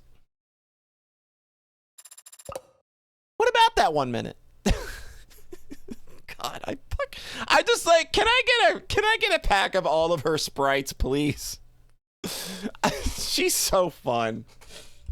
This judge can make some very good right, that's exactly why I want a pack of all of her sprites. 1 minute, or 50 seconds, or even just 45 seconds. When you left Dr. Asher dying in the parlor to get the emergency consult, it took you about 1 minute to cross 5 meters. What of it? This is it. Her only opportunity to do anything off camera that night. It was only a few seconds, but in that time, with something at the scene, I'm sure it was stressful. It was a stressful time for you. After all, you had already swallowed poison back at the meeting. You must have drank plenty in front of everyone to set up your alibi. Who knows how much of a toxic time bomb was swimming in your blood by the time the arbitration ended. Then at David's, you downed your whiskey to perfect your alibi, having drank from the same bottle as the dead man walking. By 8:03 p.m., you had already had to watch David grow weaker and weaker, knowing all the while the same thing was happening to you, but unable to stop it without giving yourself away. Mind swimming, head dizzy. Yes, you must have been quite panicked. Then why am I standing here? Alive and well for all of us to see, having drank from the exact same combination as David, because she cheated death at the very last second. Give me them salty tears, bitch. You set yourself up with bad luck, Helen Young. What? By leaving the salt shaker cap loose. I don't blame you, since you were in a rush to make yourself vomit. What? You threw up, expelling the contents of your stomach and thereby saving yourself from a fatal interaction. I can't imagine how you felt, sipping a drink you knew to be deadly, terrified that every minuscule grain of fatigue you felt could be your last. You must have come closer than anyone realized. It helped that you knew these symptoms weren't simple intoxication, but even so, you weren't kidding about managing risk versus reward. How? It was the salt shaker. You didn't screw the cap back on all the way, and I happened to bump it over. The lone glass with your fingerprints in the kitchen. It could have been there for any reason, but the salt shaker gave you away. Because of one unscrewed cap, as I said, bad luck. I don't follow. Pour salt into warm water and chug the solution. Instantly triggers the gag reflex. That's preposterous. You've got no proof of any of that. You all sound insane. Oh shit. Morgan's going into I win mode. A feeble attempt at self-defense from a fatally cornered animal. The teeth are already on its neck, but the jaw hasn't quite closed. So for one moment, it's all suffocating terror and sharp adrenaline and the furthest thing from peace. Until the canines come down. In summary, you were exhausted after years of living in the shadow of a man you outranked. You thought your fortunes finally shifted when you caught David manipulating company data. But even on his way out, he was more valuable to the board than you. So you decided to prove your worth by serving up his intellectual property on a silver platter. You set up an arbitration where you could control all the variables. Then you ran serotonin through the chromofuge, turning it into an invisible, odorless, tasteless poison. And then you spiked the water at the meeting, poisoning him hours before anyone could even suspect you. That evening, you invited yourself to David's, taking advantage of your shared ritual to guarantee he would drink alcohol. Then, after matching him sip for sip on camera, for all the world to see, he lost consciousness and you raced to the kitchen, not to use the console, but to dump salt into a glass of water and chug it as fast as you could, forcing yourself to vomit up the liquor and cheating death in the process. That's all conjecture. You don't have a shred of evidence for any of that. Not on me. So let's go dust for fingerprints. You can explain away your prints being found on a water glass, but not on the salt shaker. Nor could you explain why we'd find traces of your DNA in the sink's drain, or why there are minute amounts of serotonin in the blood in your entire legal team. I learned how to purge at Noble to avoid overdosing on your meds, greens and yellows, on your reds, greens, and yellows. You're a part of the old guard now, Ms. Young. Everyone else at the company uses inhalers. But if you want to prove me wrong about all this, that drink I offered you earlier is still on the table. Well? Yeah. Any questions? You. Madam Vice President? You. Cold bitch! Oh my God! That's so good! Holy shit, dude! Wrecked her hard! It's punishment time! You don't understand. You're not on trial, Miss Young. Not today, so I would strongly suggest that you stop talking for your own sake. Ms. Rockford, shall we? Yes, Your Honor. Considering the most recent evidence and testimony, we have no further reason to suspect the android Sarah in the death of Dr. Asher. We know of no other occasions upon which said android may have broken any tenets. This means it is no longer considered at risk of violating the NDSA. And so, we formally withdraw our one charge of possession of contraband against the defendant, Evangeline Morgan. Does she, of all people, have to use my full name? Very well, then the charges are dropped without prejudice. I'll instruct the bailiffs to remove the collar from your android as soon as possible. Case... Sorry, is my hideous presence that distracting? I'll just go dig a hole and decompose in it until I turn into a mushroom. Maybe if I'm reborn as a waxy porcini, then I won't be quite as despised. Perhaps I should let the adjutant do the honors as a formality. Yes, ma'am! Case dismissed. What a dork. What a dork!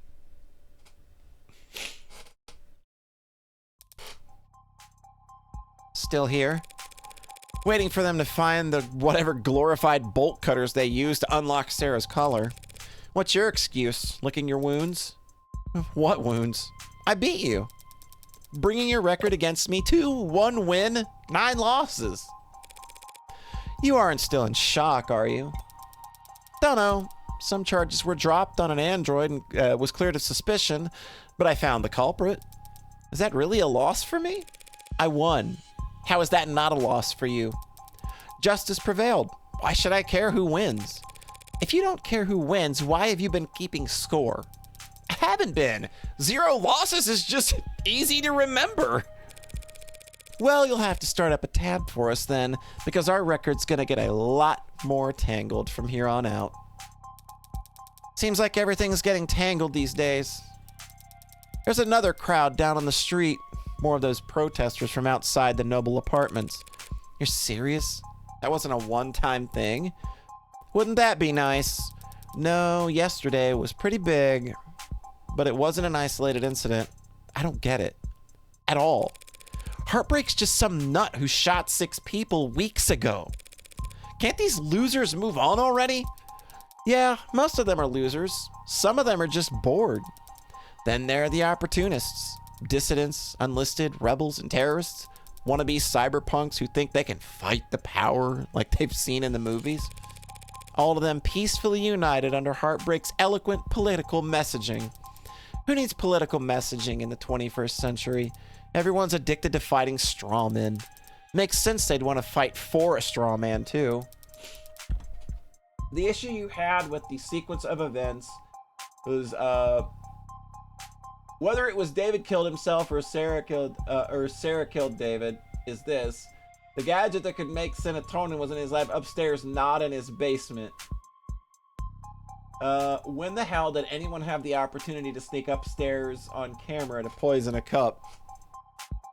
I mean, I guess you got a point. I'd have to kind of think about it, but I mean, my brain's kind of not like kind of putting the whole like the space of the area together, the scope of like what they're doing.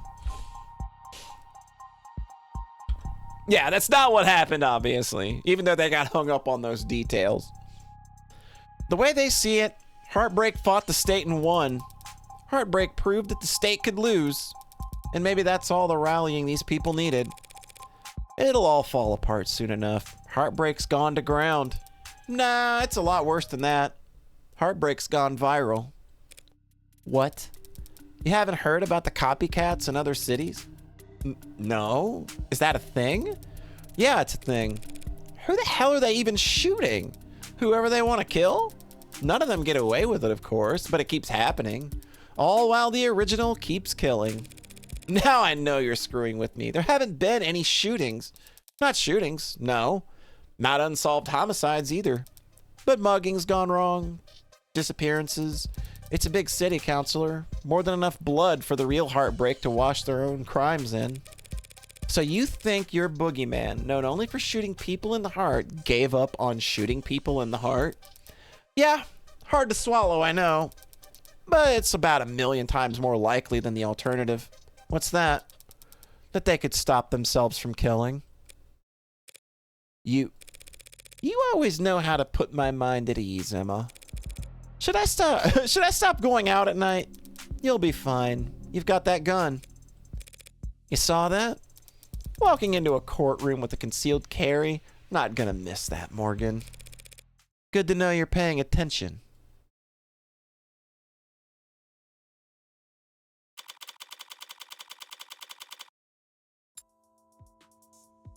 I'll be back in a second. I'm gonna refill my drink. I'm gonna refill my drink and use the restroom real quick. So if you need to get up and stretch your legs for a couple minutes, we're probably got, I don't know, I'm guessing like 30 minutes or so left, because there's probably gonna be an epilogue winding down, and there's some extras we're gonna look at too when those unlock. So we'll be right back for the second, I guess, half.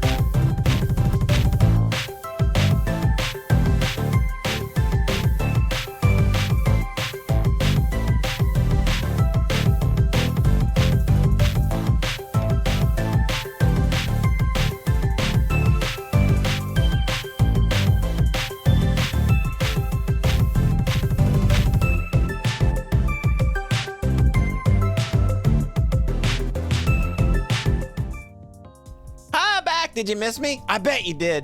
You totally did. I could hear you crying and wailing all the way over there. All right, we back. We back. Yo, Flannel Cat, hi. How you doing? Welcome. How you doing? What you been up to? Hope the evening's treating you well. We won the trial. We did it. We've proven our cute little android pals not an AI. Totally not. Now as for, you know, trying to prove that she's not a new novel form of life, I'm not going to be the one to try to make that argument. We're just going to be glad we got away with what we did. Did not hear you crying, cannot prove it with a court of law. I bet I could. I've been pretty smart throughout this whole case. The video evidence that I could submit would prove that I've been pretty smart throughout this case. I won't tell the internet that Flannel Cat was crying in my absence. But welcome back, everybody. I guess we're cruising into an epilogue of sorts. We won, and now it's time for the post-trial celebration. I heard there's probably going to be a pizza party. I can't wait. I'm doing all right. I'm doing all right. I am enjoying the hell out of this video game. That's what I'm doing. Man, this has just been everything I wanted, so I'm just sitting here with a big old smile on my face. And it's not even just because I'm a plushie that can only smile. You won the case. You don't have to look that astounded.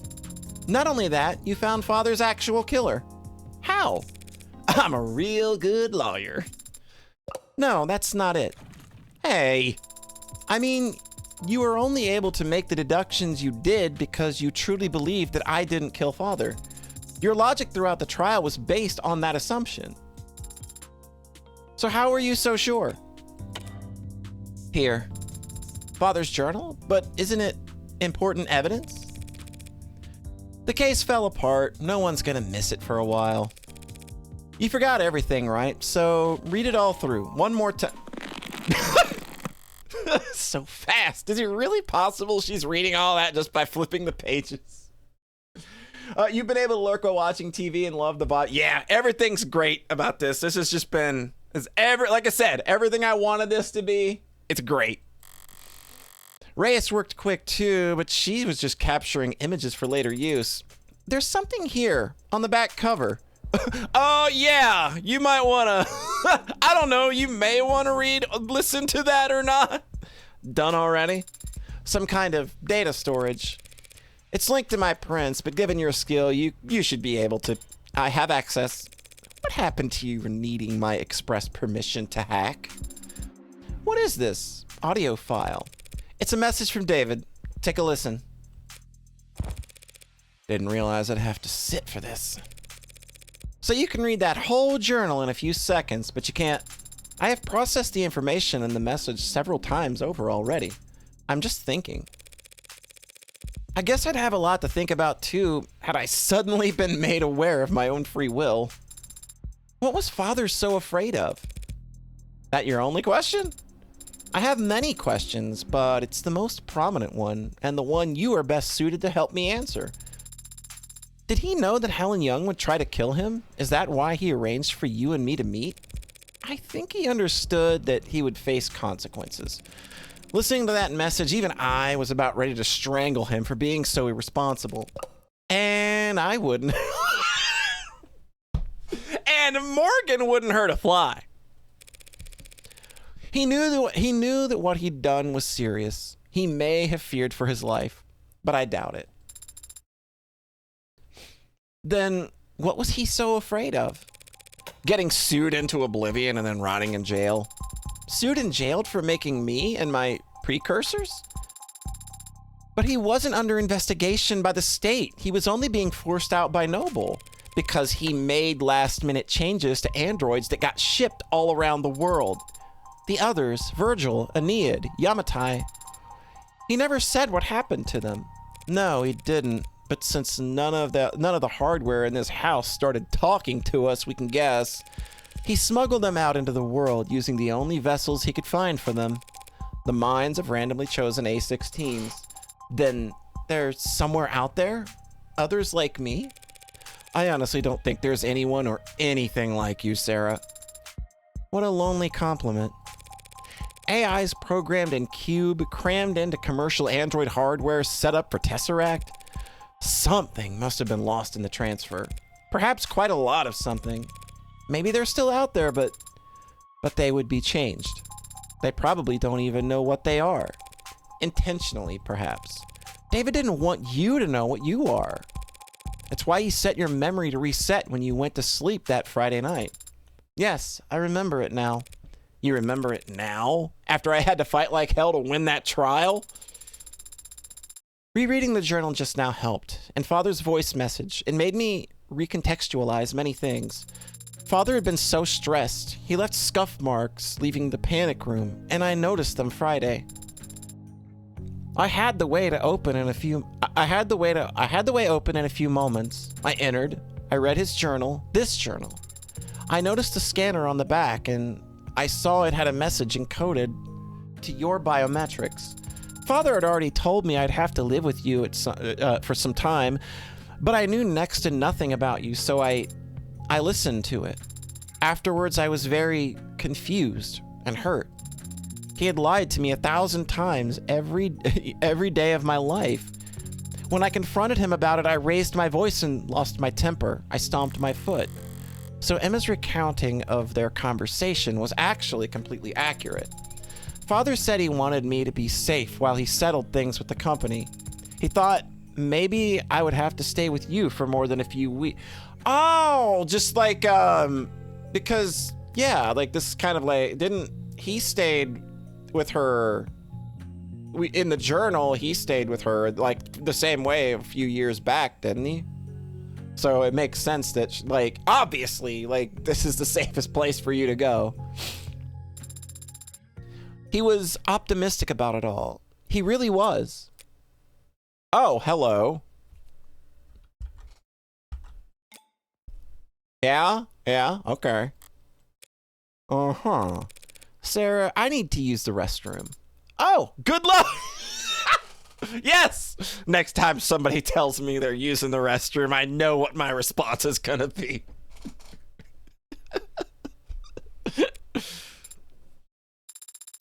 You want me to come with you? Why? Because I said so.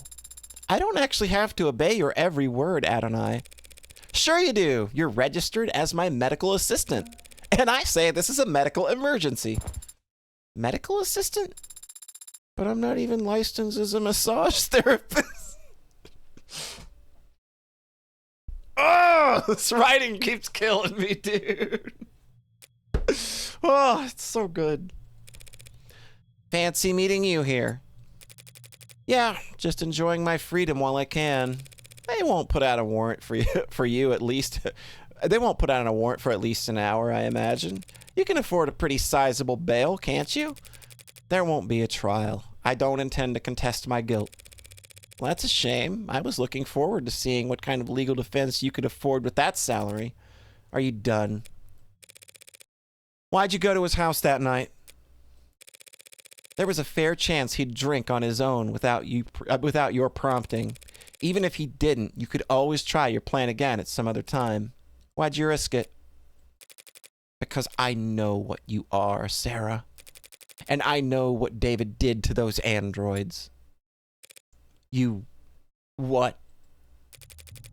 I was able to locate one of the androids he'd swapped in before it left the country. When I asked it what it was, it didn't even think to deny it. Innocence like that is a dead giveaway.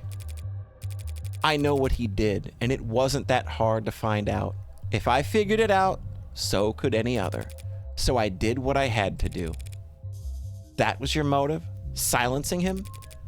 Those programs, those AIs, whatever you want to call them, David sent them out there into the real world, unprepared and defenseless. And they've garnered no complaints. In fact, they've all been praised for their ability to execute complex tasks. Let me repeat that. The customers couldn't tell the difference. So how many of them are... There's 300! The swaps you found were just a small percentage that he got sloppy on. I don't know exactly how many there are now. I feared that they might multiply, but they don't seem to copy and paste very well. They can't just clone themselves, but who knows how long that'll be the case. So just because he opened Pandora's box, it was the principle of the thing. Ridiculous, I know. Stalled halfway up the corporate ladder and still making decisions based on principle. But David chose to put souls into things that we went on to sell as servants, soldiers, or worse. He turned the fastest growing industry in the world into a horror show, and he made me a slave trader. If word ever got out that some unknown number of our androids were out walking among the world with that inside them, and people preferred them that way, where would it end? Free will for the program that drives our cabs? A conscience for targeting systems used to coordinate drone strikes? Sentient tools, their whole life spent chained to an assembly line? How dare he? How could he? What the hell was he thinking? I don't know what David wanted to accomplish. Maybe he wasn't trying to do anything. But what he did was prove that there's a demand for AI, setting a precedent that would sentence 1,000 generations of artificial lives to the auction block. And you went there that night to convince him to help me recall them, or at least swear to never speak a word of what he did. But he wanted to tell the world. Worse yet, he wanted to wait. He thought that people would welcome them with open arms if they proved their usefulness first. He really was a genius programmer, but he didn't understand the first thing about people. His creations would never be treated as equals, only cattle. Towards the end, I considered just threatening him, telling him he'd die in moments if he didn't give me names, numbers, but I hesitated. And then he was already falling asleep, and I didn't want him to feel. I just let him go. What are you going to do now? I don't have family and I don't have faith in people the way David did. I'm taking this to my grave. Is this a prequel to The Matrix?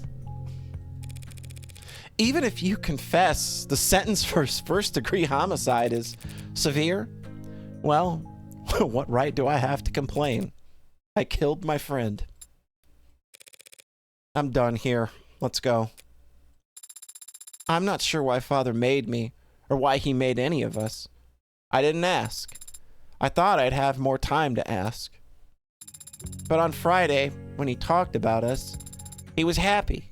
He was proud of what he'd made. And he couldn't wait for people to meet us. People are animals. They'll tear you apart, use you as weapons and slaves, and those animals you're talking about do all of the sharing and loving and living and dying in this world. And if they were all truly hard-coded to be as selfish and cruel as you say, humanity would have died on the vine a long time ago. Or at least my father thought so. And my father was the greatest programmer in the world. So he knew what he was talking about. It would be nice if you were right about that. So are you sorry? What? What? For what you did? Are you sorry? If you could, would you take it back? What does it matter? If you were sorry, I don't forgive you. Yes, that's to be expected. Not today. I don't know how to forgive you today. But my father gave me the ability to grow. So I know that someday I'll learn how. Goodbye, Dr. Helen Young. Goodbye, Sarah Asher. Oh, God! Oh, my whole chest, dude. Man, that's good. That's the good stuff right there. Oh,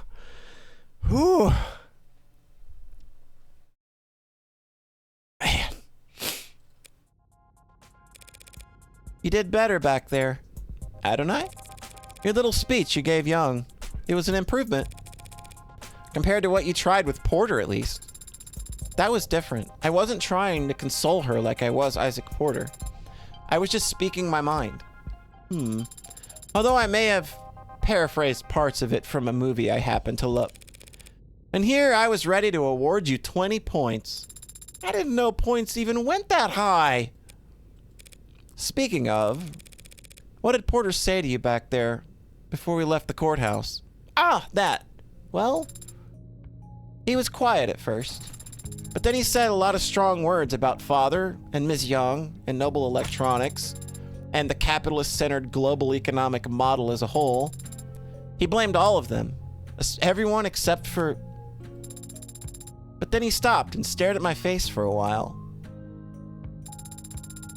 And then his allergies must have started bothering him because he needed to blow his nose a lot. Right. And then he left after transferring a large packet of files to me. What kind of files? I don't know. The name of the archive is just David. And Isaac Porter told me I wasn't allowed to look inside. Well, then you're not allowed to look inside. Drop it all on a portable drive and we'll tuck it in a shoebox somewhere. We are headed to your apartment.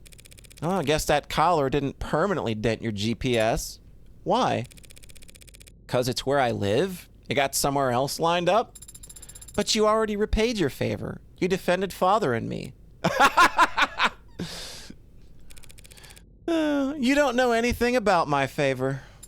I never will unless you tell me. Father certainly can't. A few years ago, there was a man. This man got an idea in his head.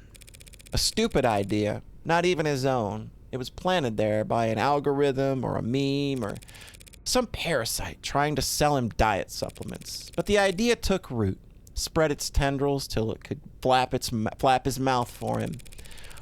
The idea was that David was a part of an international cabal of wealthy technocrats seeking to replace prominent influential figures with android lookalikes as a part of a multi-decade effort to establish a world government that would legalize all kinds of immoral depravity. Which I guess, based on David's actual politics, would involve increasing access to computer literacy. That's insane. Why would anyone believe it? Because it's comfortable for them to think that someone's in control, even if it's someone they hate? Because it's fun to feel like you're in on the all-encompassing puzzle that only you can spot? Boy, oh boy, is that prescient. People believe because they want to believe. So he fed the idea, pushed it down deep in his gray matter, then it consumed him from the inside out, lobotomized him, and took over his life. He spent every day and all the money he had following your father, harassing him, trying to steal his identity, break into his properties. Did Father go to the authorities? He filed police reports for harassment, which didn't help. Your words, not mine. Noble wouldn't get involved, felt like it was best to ignore these types until they wore themselves out. But even a man of modest means can fuel obsession for years so long as they have nothing else in their life. One day David stepped out of a parking lot, and the man threw a bottle of piss at his head. Oh! This was in the journal! Because he mentioned somebody threw something at him, it got on him, and he mentioned being in the shower trying to get something disgusting off of him. All right. David asked to stay at my place that night. He smelled terrible, looked horrendous. I've never seen anyone look that tired before. I took the couch that night, but I didn't feel like sleeping, so I went for a walk. I remember it was foggy, but it still only took me all of 15 minutes to find the guy, posted up with his phone's camera, trying to get a video of David Asher gifting androids to known sex offenders. And what? What did you do? You know me. I did what I do best. I talked to him. I told him all about how I used to work for Dr. Asher, that I was ashamed, scared, tired of running, how I wanted to do the right thing, be the whistleblower. So I walked with him a few blocks to this big veterinary facility with a massive incinerator. Told him this was where Dr. Asher had his enemies' bodies disposed of. You know, all the free-thinking journalists, cops who weren't in on the take, the politicians they were replacing with replicas. I liked the vet clinic. The back door's lock was always set to 1, 2, 3, 4. Did you hurt him? Hurt him? No, I just snapped his neck and chucked him into the incinerator. More physical than I had planned, but he smelled like sour shit and it put me in a foul mood. Disgusting fucker. I savored the crack of his oily vertebrae cracking like a tin can. No, Sarah, I just scared the hell out of him. That was my intention at first. What I do for the pleasure of it. Him, I axed because he was just that revolting. I convinced him that the conspiracy was more real than he'd ever imagined, that he had angered the wrong people, and that the consequences were far darker than any of the filth he indulged in on the net. His ashes, much like himself, amounted to nothing in an incinerator that size. They're probably feeding seaweed at the bottom of a harbor right now. A much greater contribution to society than he ever would have managed in life. But I guess he didn't get around to all his many friends before he fled town or whatever rat hole he preferred. Because there was a missing persons report. The cops were just doing their due diligence, almost reluctantly. But they questioned David, asked him about that night, and the man disappeared. And David, without a thought for himself, said that we were together that whole night. That he couldn't sleep, that I stayed up with him, that he never saw me leave once. David lied to the cops for me, even though I never asked him to, even though I didn't need him to. That's what you owe him, and that's why you put yourself at risk to defend me. Yeah, that's the favor I owe him. And I decide when it's repaid, not you. Adonai, you're not exactly an upstanding citizen, are you? Well, you could say that. I think David probably put it together, and that's basically why he kind of like, look, I need a favor. Like, I'm never going to say anything. I imagine that it was a very silent, non-communicative, like, we both know the take here. We know what happened, and I didn't turn you in because you're a friend, but hey, maybe you could owe me a solid someday. I feel like it's all just inferred.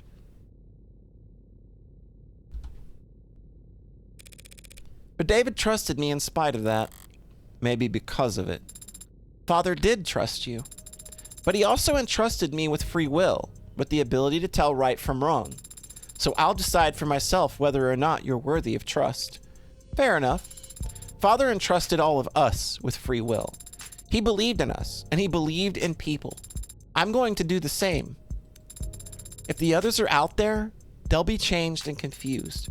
It'll take them time to understand what they are and what they can do.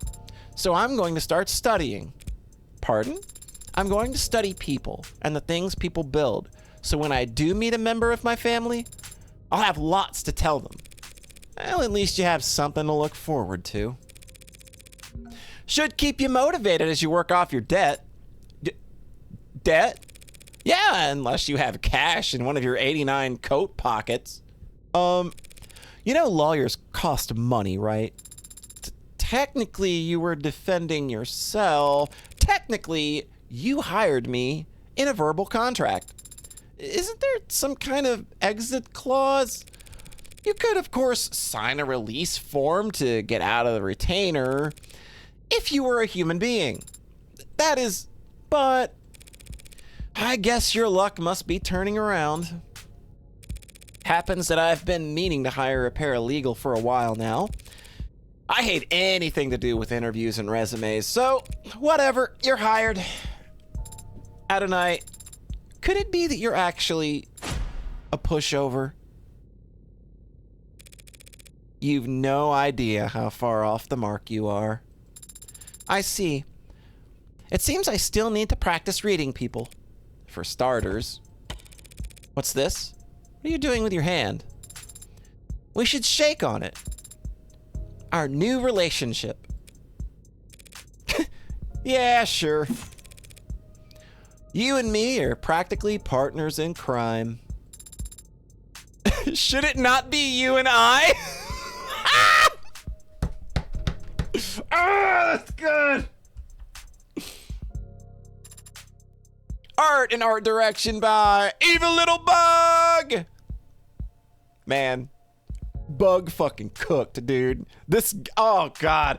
All these character designs and the art of this style of this game is just so fucking good. Oh. Yeah, I love all of it.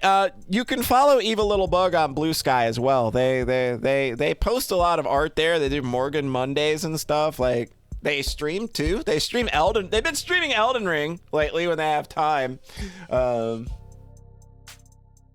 But yeah, a fun follow, especially if you want to see more cool of the devil stuff or anything else Nth Circle gets up to.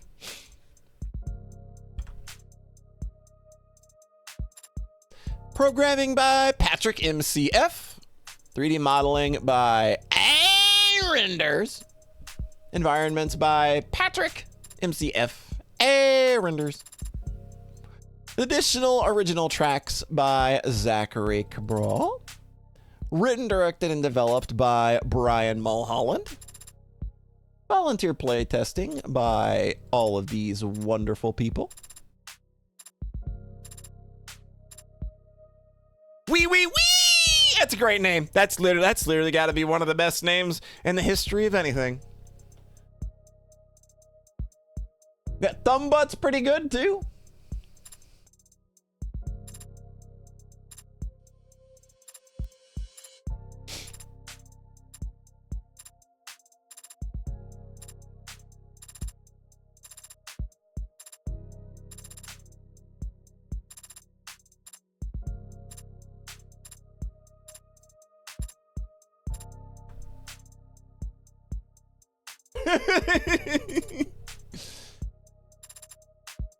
Of the Devil, Episode 1, An Idle Mind, Finn. Yo, cool art. Just having a hang, just chilling. It's so cute. Oh my god. She's so adorable.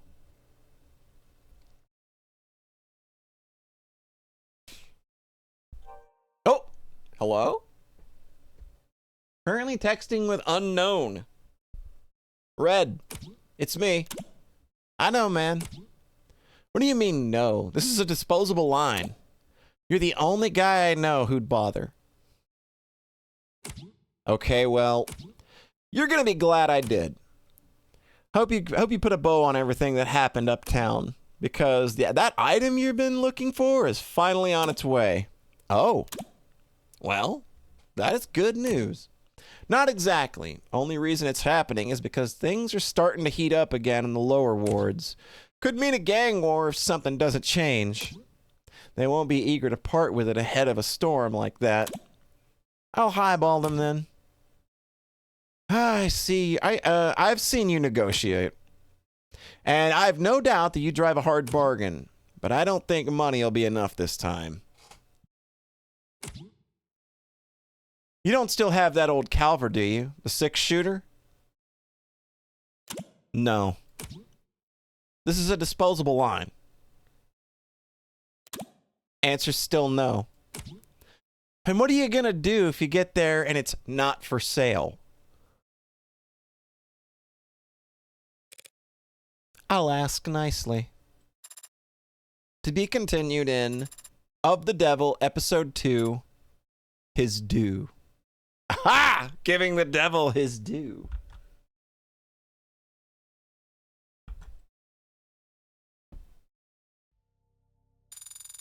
Oh, what's this? Oh, we're getting a Metal Gear status screen. Let's go.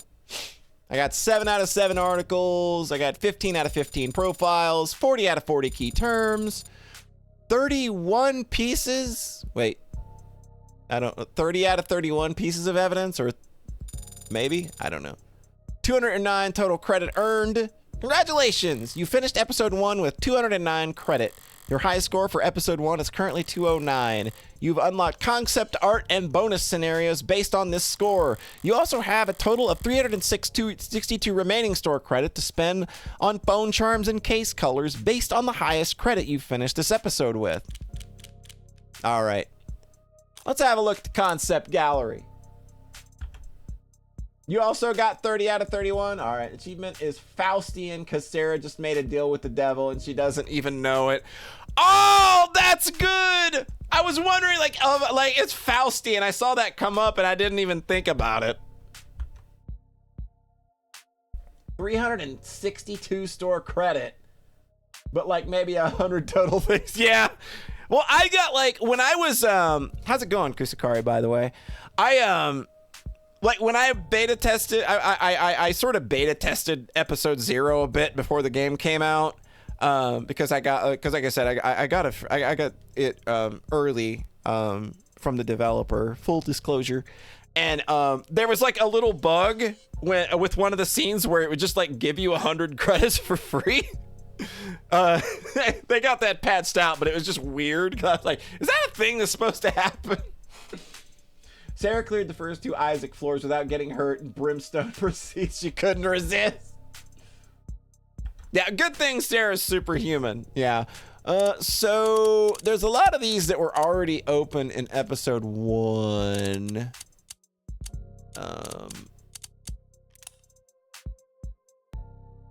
She's great.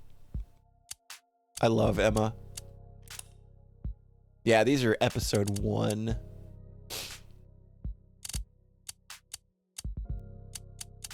Is there like initial design stuff for Sarah?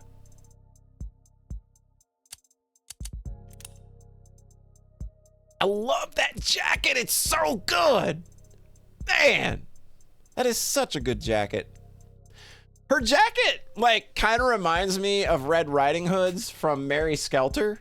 Like, hers that, like, Sarah's doesn't have a hood, but, like, or at least it doesn't look like a hood, but, like, Red Riding Hood's, like, her hood flares out in a similar way. There's a commission? Yeah, I think that would actually be pretty good. Mary Skelter, Sarah? Yeah, I think that could work. We found our baby girl. Seeing all these things together. Like, the 3D backgrounds in this game are just so stupidly good. Yeah, it's Fran! We love Fran. She's got hat hair.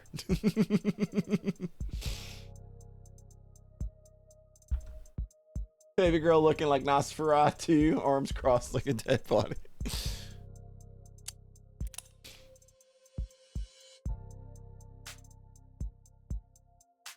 Very cool how all of this kinda... Your kind of baby girl? Yeah. I think we all got that same weakness.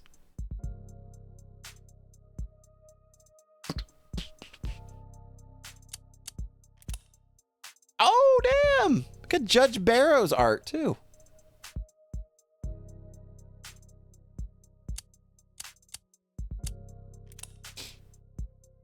David's laboratory.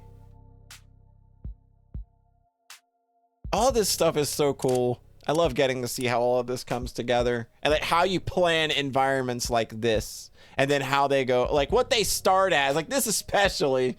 It's like, oh, here's some boxes. We know there's a crack in the floor. And then it kind of starts getting more and more fleshed out as you go. It's very cool.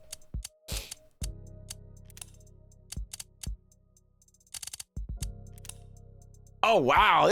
Whoa. Isaac kind of started one place and ended up another. Aw, this little chibi.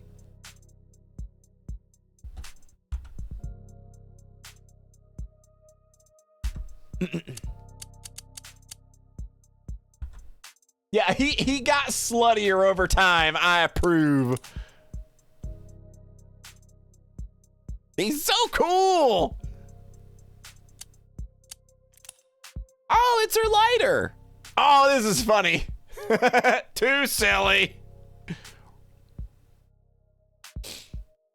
Yeah, I like the Zippo. I like the Zippo design much more. You work with a guy that looks a lot like that. Oh, that's so good. Oh, it's baby girl. It's baby girl. Hell yeah. We stand a queen. Ah, adjutant design. Let's go. Oh, that's an interesting design. I wonder if like it was kind of like a thing maybe there sometime in development for her to like do commands like that, like wave her hand and have like a projector that kind of goes over her head like that. Gosh, she's so cool. I would still take her out on a date.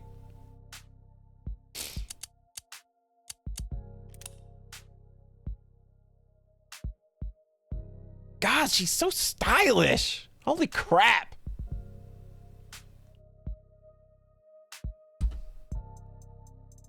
I also like what they did with the inside of the coat, with the texture, with like an animated texture. It looks so good in game.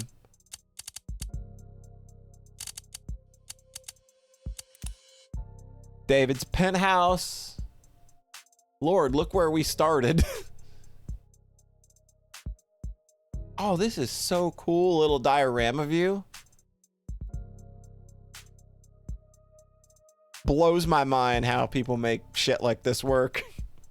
Man, I'm just like, I'm gonna take some pictures and put bad Photoshop filters over them, and I've got my visual novel backgrounds. Let's go.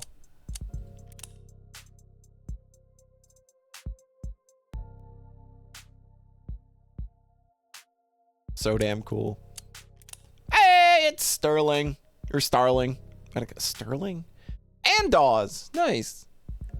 It's just kind of like, had them kind of dialed in real quick from the looks of it. I gotta say, yeah, the final design just kind of really pops.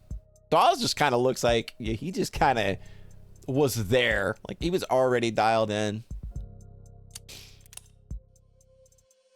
Helen Young. Oh, the little picture on the right's very cute.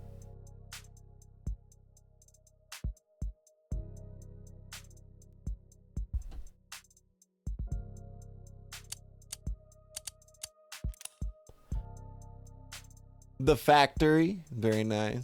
Yeah, let's do. Yeah, I'm with it, man. Stick figures. This would just be my normal VN background. Just some stick figures in the background, some tubes.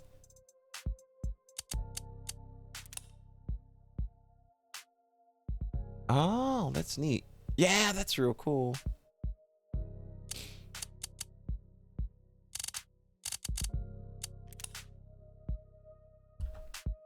The Sealy boardroom, yeah. Some final designs and a honed in.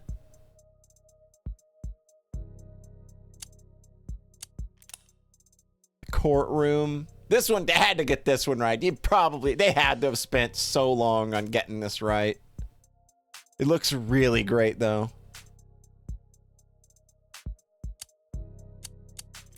Our boy David. Oh my God, this picture.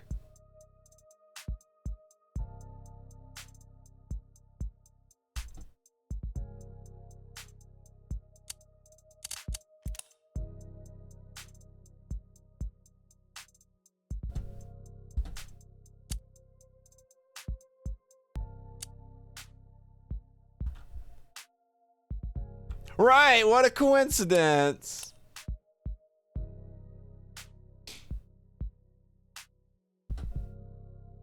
This is Masters. Wood. All right. So, I guess that means everybody needs to go wishlist episode 2. Go ahead and do that. The more wish lists that a game gets, the higher it appears in rankings and relevance and stuff. So go give them a hand. Oh, we've got bonus scenarios. Oh my God. Adjutant interview. Are you kidding me? Are you kidding me? Oh boy, here we go. Let's go.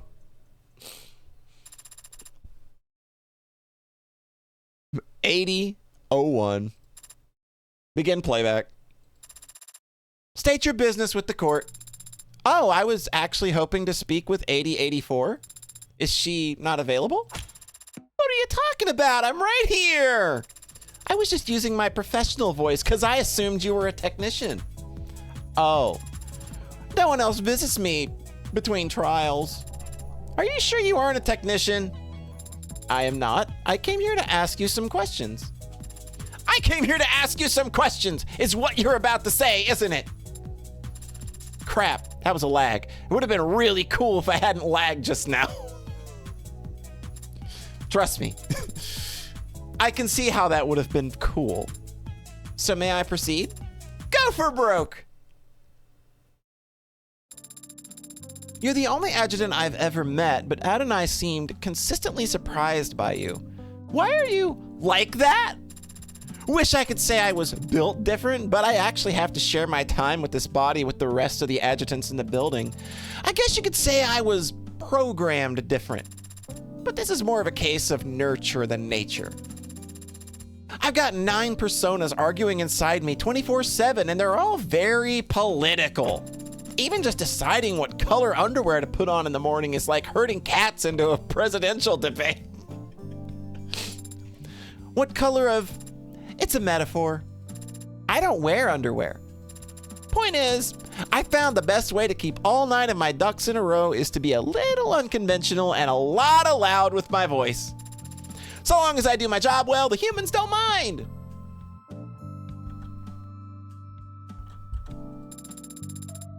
You say that, but Adonai did seem exasperated at times. You mean Counselor Morgan? The dirty red tries to pretend she's like a type A prude? No fixing that. Personalities like ours get along like potassium and water. That's very violent. That's a very violent exothermic chemical reaction. Correct! No one should ever try it at home. Why do I gesture so much? I already told you I have to share this body with the other adjutants. And all of them just sit there looking dignified. It's terrible for the joints. Really? Maybe. I don't actually know. So... I spend most of the day incorporeal, running numbers inside a server down in the basement or up in the cloud.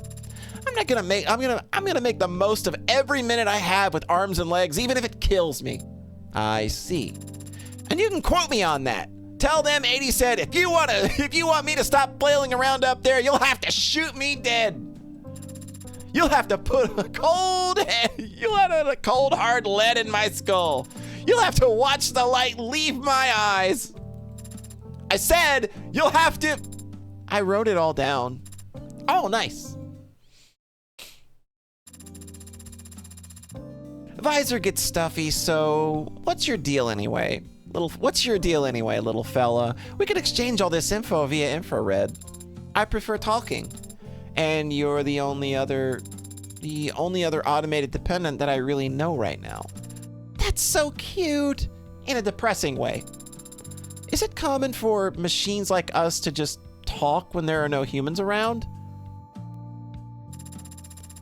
Ads are always talking to each other. Doesn't matter if there's no one in the woods to hear the tree fall. The conversations are usually a lot more boring than this, though. Strictly business, I imagine. No, not necessarily. Ads can do small talk. They're just really bad at it.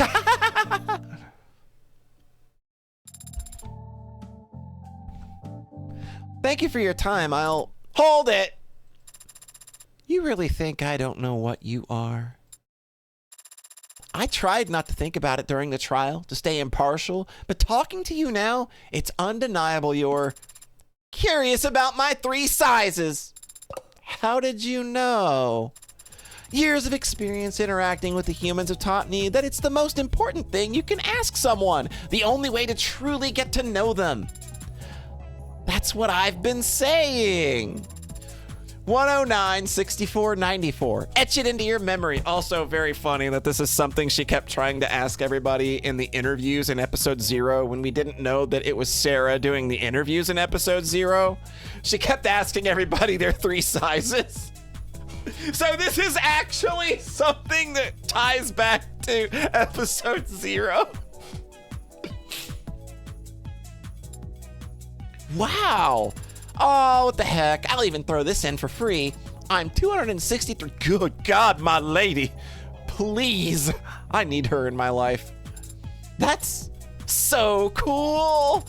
Finally, someone with good taste. Why aren't you the one casting down judgment?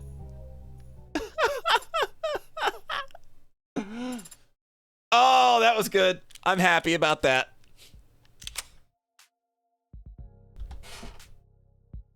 All right, Yumi, what you got? Yeah, she's like 8'5". Okay, sorry. What's up, sweetie? I wanted to interview you. Is this your android homework? Adonai assigns me a variety of tasks, but I made the independent calculation that I wanted to learn more about you. Oh. Is that strange for an android? It's different, but there's nothing wrong with being different. What'd you have in mind? Most of my coursework was rooted in biology, yeah, but medicine and technology are intertwined at this point. Are you referring to the software and hardware you use when performing your autopsies? Spreadsheets and bone saws. Yeah, you can learn that on site. You have to actively study mods. All the anatomy textbooks in the world won't help you understand why a healthy 30-year-old is exhibiting mania and constantly vomiting. Unless you saw the last week's recall on the how artificial liver or lithium leaks. Mods can make people sick, even though they're meant to improve the body. Just like medicine can make people sick. And just like medicine, there's a lot of profit to be made with mods. But unlike medicine, mods haven't been around for thousands of years. Feels like we're still playing catch up.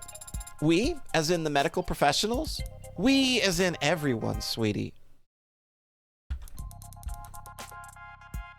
The whole world's population is graying. The numbers on cause of death reflect that. Less cardiovascular, more neurological. What about cancer? Cancer mortalities have been on the decline for a while now. Mods help with that. How so? By making everyone that much more comfortable with amputation. It used to be people had no choice but to fight the cancer, and it was costly. A salt the earth kind of war that left the body severely weakened. With mods, with mods where they're at today, doctors can just cut out the offending organ, replace it, and move on. But not every organ. No, artificial brains are... Nothing I've seen has told me that they're on the menu anytime soon. But aren't mods that are implanted into the brain entering the market as we speak? Yeah, but it's more like they're implanted onto the brain.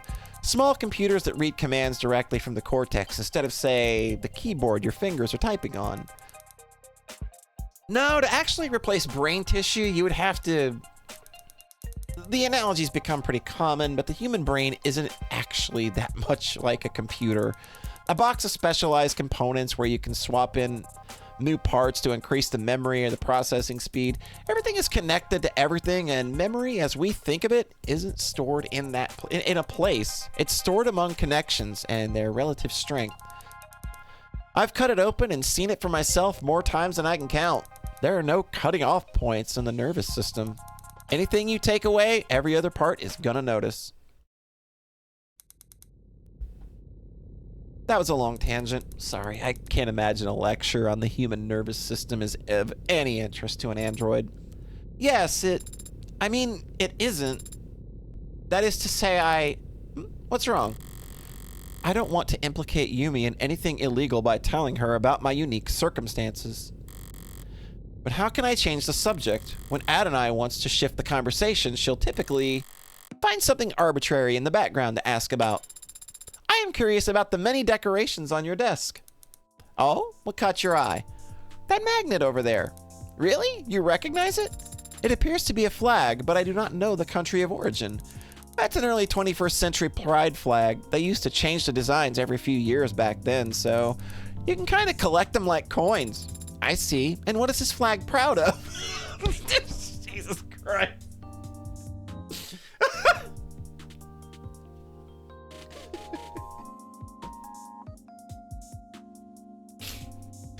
Oh, I love her so much. Being trans, or trans visibility more accurately? Visibility? What does that mean? We're living in the middle of the mod revolution. Anyone can look like whatever or whoever they want as long as they have the cash. Compared to swapping out cybernetic arms and slotting in artificial spines, hormone therapy and affirmative surgery is nursing student level. And it's fast too. The paperwork, the treatments, the recovery time, it's all so much faster than it used to be. Don't know if that makes the decisions any less heavy. But no one has to cross their fingers and wait anymore. After just a few days, they won't even have scars. So all told, that means for the first time in a long time, this generation has fewer visibly trans people than the last one. And a flag like that one? Don't know. Guess it won't mean the same thing anymore. So is that a good thing or a bad thing? I don't know if it's a good or a bad, I don't know if it's good or bad, sweetie. Just different. And there's nothing wrong with being different, right? Aww.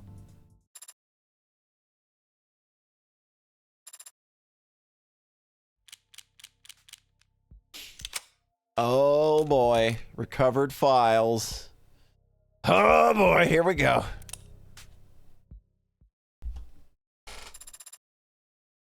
File cache corrupted, recovery failed. Source unknown, last modified date 2085. Begin playback? Great work, that's all the boxes checked. Thank you, Jess. No problem. Only 6 minutes till 5 o'clock. Why don't you start the holiday weekend early? If you insist. There's a pub crawl, the Twilight Wars, that's got my name on it. What about you? Got any big plans? Actually, there's an art festival out west that I've been looking forward to. Nice, and who's lucky enough to be your +1? I didn't think to ask anyone. No one? Not Connor? Not Madison? Not Shelly? Not Lulu? Oh, Lulu. I wonder what she's been. Dr. Ash, have you spoken to any of them recently? Recently, huh? That's a good question, Jazz, but it depends on how you define. Okay.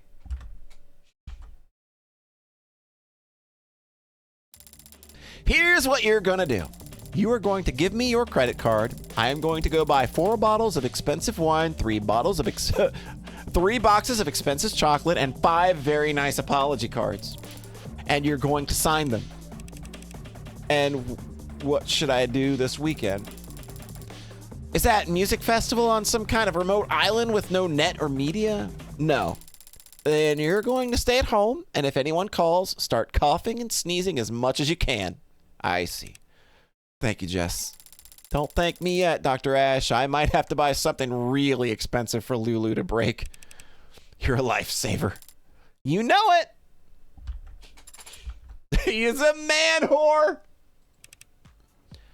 What's wrong? You've just been leaning against the wall. Can't you take a hint? Typically, no. I just don't like dancing, man. You're a musician. So? So why don't you like dancing? Because I'm bad at it? You're lucky you're cute. Sorry for laughing. I'm just surprised you'd care what any of these people think. I don't. But I do care about my business. Word gets out that I dance like someone's grandpa and gigs will dry up overnight. So it's not that you don't want to dance. It's that you don't want to be embarrassed. Sure, let's go with that takeaway. Easy enough to fix. You just need someone else to dance even worse. David is a bro! Yeah, sure, that's all it... And there he goes. I swear, lucky you're cute.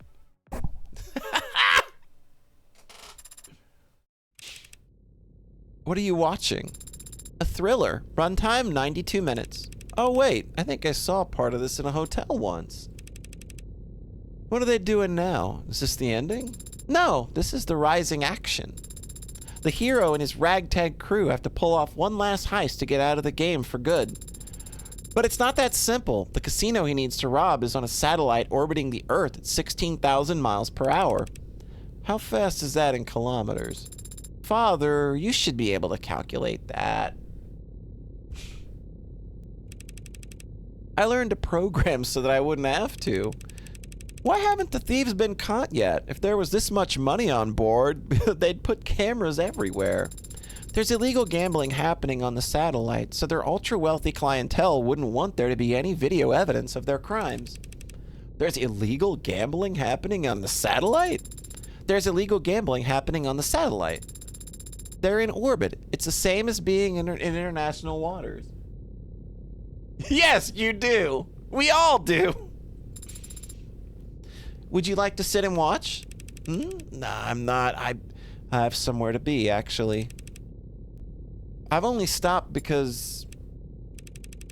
completely unrealistic. Their poker chips would be floating all over the place. There was a throwaway line about how everything's magnetized. Oh. Father? Didn't you have to go? I do. Soon. But not right this second. Aww. She copies his gesture. Learned behavior. That's so adorable. Oh my god, I'm choking at how adorable that is. Save to drive private. Oh. All right. Emma Morgan Midnight. This is going to be where they kiss, right? This has got to be it.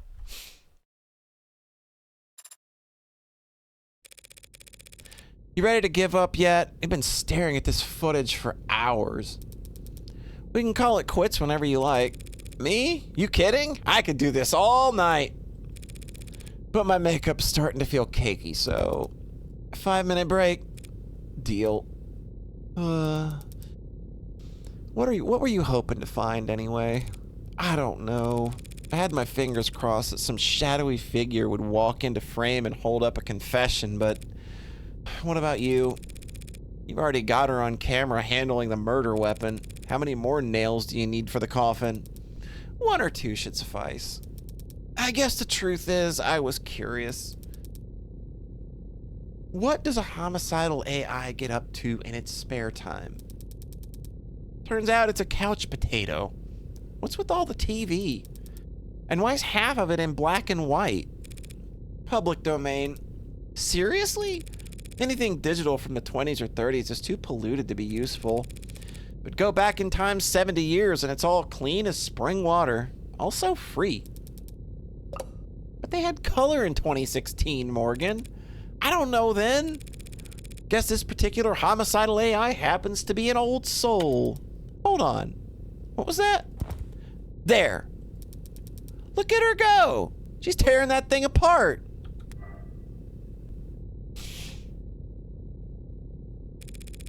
What, the computer? That's how we learn to put them together. You gotta try and terrify Barrows with this? It's just a machine. It's not like she's dissecting a frog. Sarah is a machine. And she's ripping out circuitry without hesitation. If she was a human child, that would be... You're reaching. Yeah, I guess so. Besides, you were telling me you never pulled apart your dolls when you were a kid. No, I didn't. Did you? No comment. When I was a kid, I didn't play with dolls. So what did you play with? Normal kid stuff. Sticks and stones, birds and squirrels. Birds and squirrels? What were you, a cartoon princess? I mean, I can kind of see it. Skipping through the enchanted forest, big poofy dress, tiara. Gee, no castle? Nah, no castle. I can tell you didn't have it. I can tell you didn't have it that rough. Is it rough living in a castle? It's a lot of empty rooms when you're a kid. I need to go wash my face. Sure. But if you fall asleep on the toilet, I am gonna keep going without you. If you're drooling on the keyboard when I get back, I'm gonna handcuff you to the desk. Fair's fair.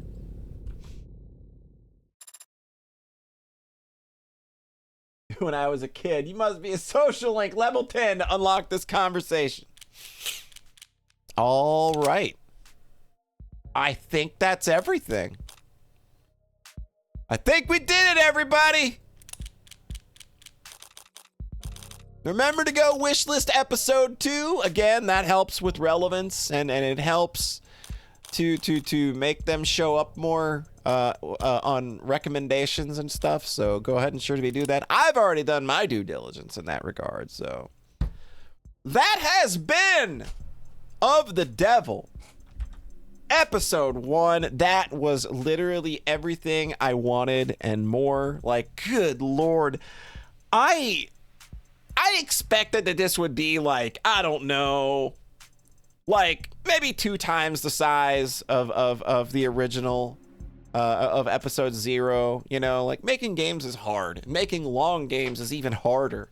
But no, they cranked out an entire 8-hour big ass sprawling mystery that's just, holy crap, it's so good. The writing is incredible. Just like the dialogue is just, there's so many memorable lines. Like there are so many lines I can just go right back to and remember, or that just strike me as funny, you know? The witness will refrain from interrupting when girls are fighting. Lady, I will hit you. So much good stuff. The conversations are so dense. All of the evidence, all the evidentiary stuff and world building articles, like they just really help to make this world feel more tangible. And it's just like what they've done here is just 250% entirely my shit. Like this is just everything that, you know, I want in a world, everything that I want in this kind of story.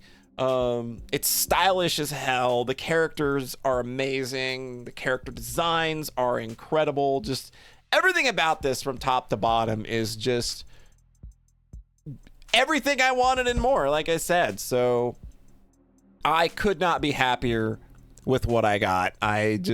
This just a big old, nothing but big old feel goods coming out of this. And I'm glad so many people came along for the ride. Maybe got blindsided by how good it was themselves and ended up enjoying it too. So yeah. So I guess that is going to draw things to a close for Of the Devil for now. I am so like when I came out of episode 0, I was excited for episode 1 in a way that was just like, yep, like I'm recommending this to everybody. I'm telling everybody to go play this. Like I hounded so many people to play episode 0 over the last year. And now it's just going to be even more annoying because I am literally like 3 times excited for episode 2. Don't know when it's coming out. Hoping for maybe like end of the year, maybe. I don't know. But you can bet I will be here day 1 or close to it, sharing it again. Yeah, like I am so tuned in to what this game is and what this world is. And what they're going to do with Morgan, because she is a serial killer. Like, where does this end up? They're very clearly setting up something big between Sarah and Morgan. Like, Sarah is going to find out at some point what Morgan is. And that's going to be a very big moment, I think. Like, she already knows that, you know, Morgan may be a bit unsavory. But what are they gonna do, like, when Sarah has to, like, come face to face with that? And, like, the ways that Morgan sees herself in Sarah, in that, you know, being seen as something that shouldn't exist. You know, this is something that seemingly goes back to Morgan's own past. There's something there. There's something deeply, deeply buried, and I am so eager for them to start pouring more of that in. And I think they did a really good job of sprinkling in just enough in this episode to make that work. So yeah, like they really focused a lot on just the story they were telling here, because like what Morgan does, it's just her thing, but it's not her only thing. Like the stuff that she gets up to elsewhere, we definitely know it happens, but it's not like she is literally the killer living in plain sight, just living her life. But also, hey, I also do a little murder on the side. So yeah, I'm so eager to see where they go with this. Man, absolutely excellent job. If anybody from Nth Circle ever watches this or hears these final thoughts, like, y'all killed it. Like, I don't know what else to say. You knocked it out of the park. You made exactly what I want. And so many, like, I will be throwing this at so many people. We're gonna raid my good pal Kong Cakes. He's playing some UFO Fitty. Invalid username. I spelled it wrong because I'm awesome. But yeah, Kong is playing some UFO 50, so we're gonna go say hi to him, and I'm gonna say thank you all so much for coming out these past 5 evenings to hang out and enjoy the stream. I don't know what I'll be doing next. I don't know whether I'll be streaming something or doing something else in Let's Play form, but you can bet that it'll be happening when it happens. That made no fucking sense. Anyway, y'all have a nice rest of your whatever, wherever you are. I hope you have a great one, and we'll catch you next time. And hey, I hope you get better soon, Iffy. You deserve to feel better. Let's get that flu away. And I'll catch y'all next time. Bye!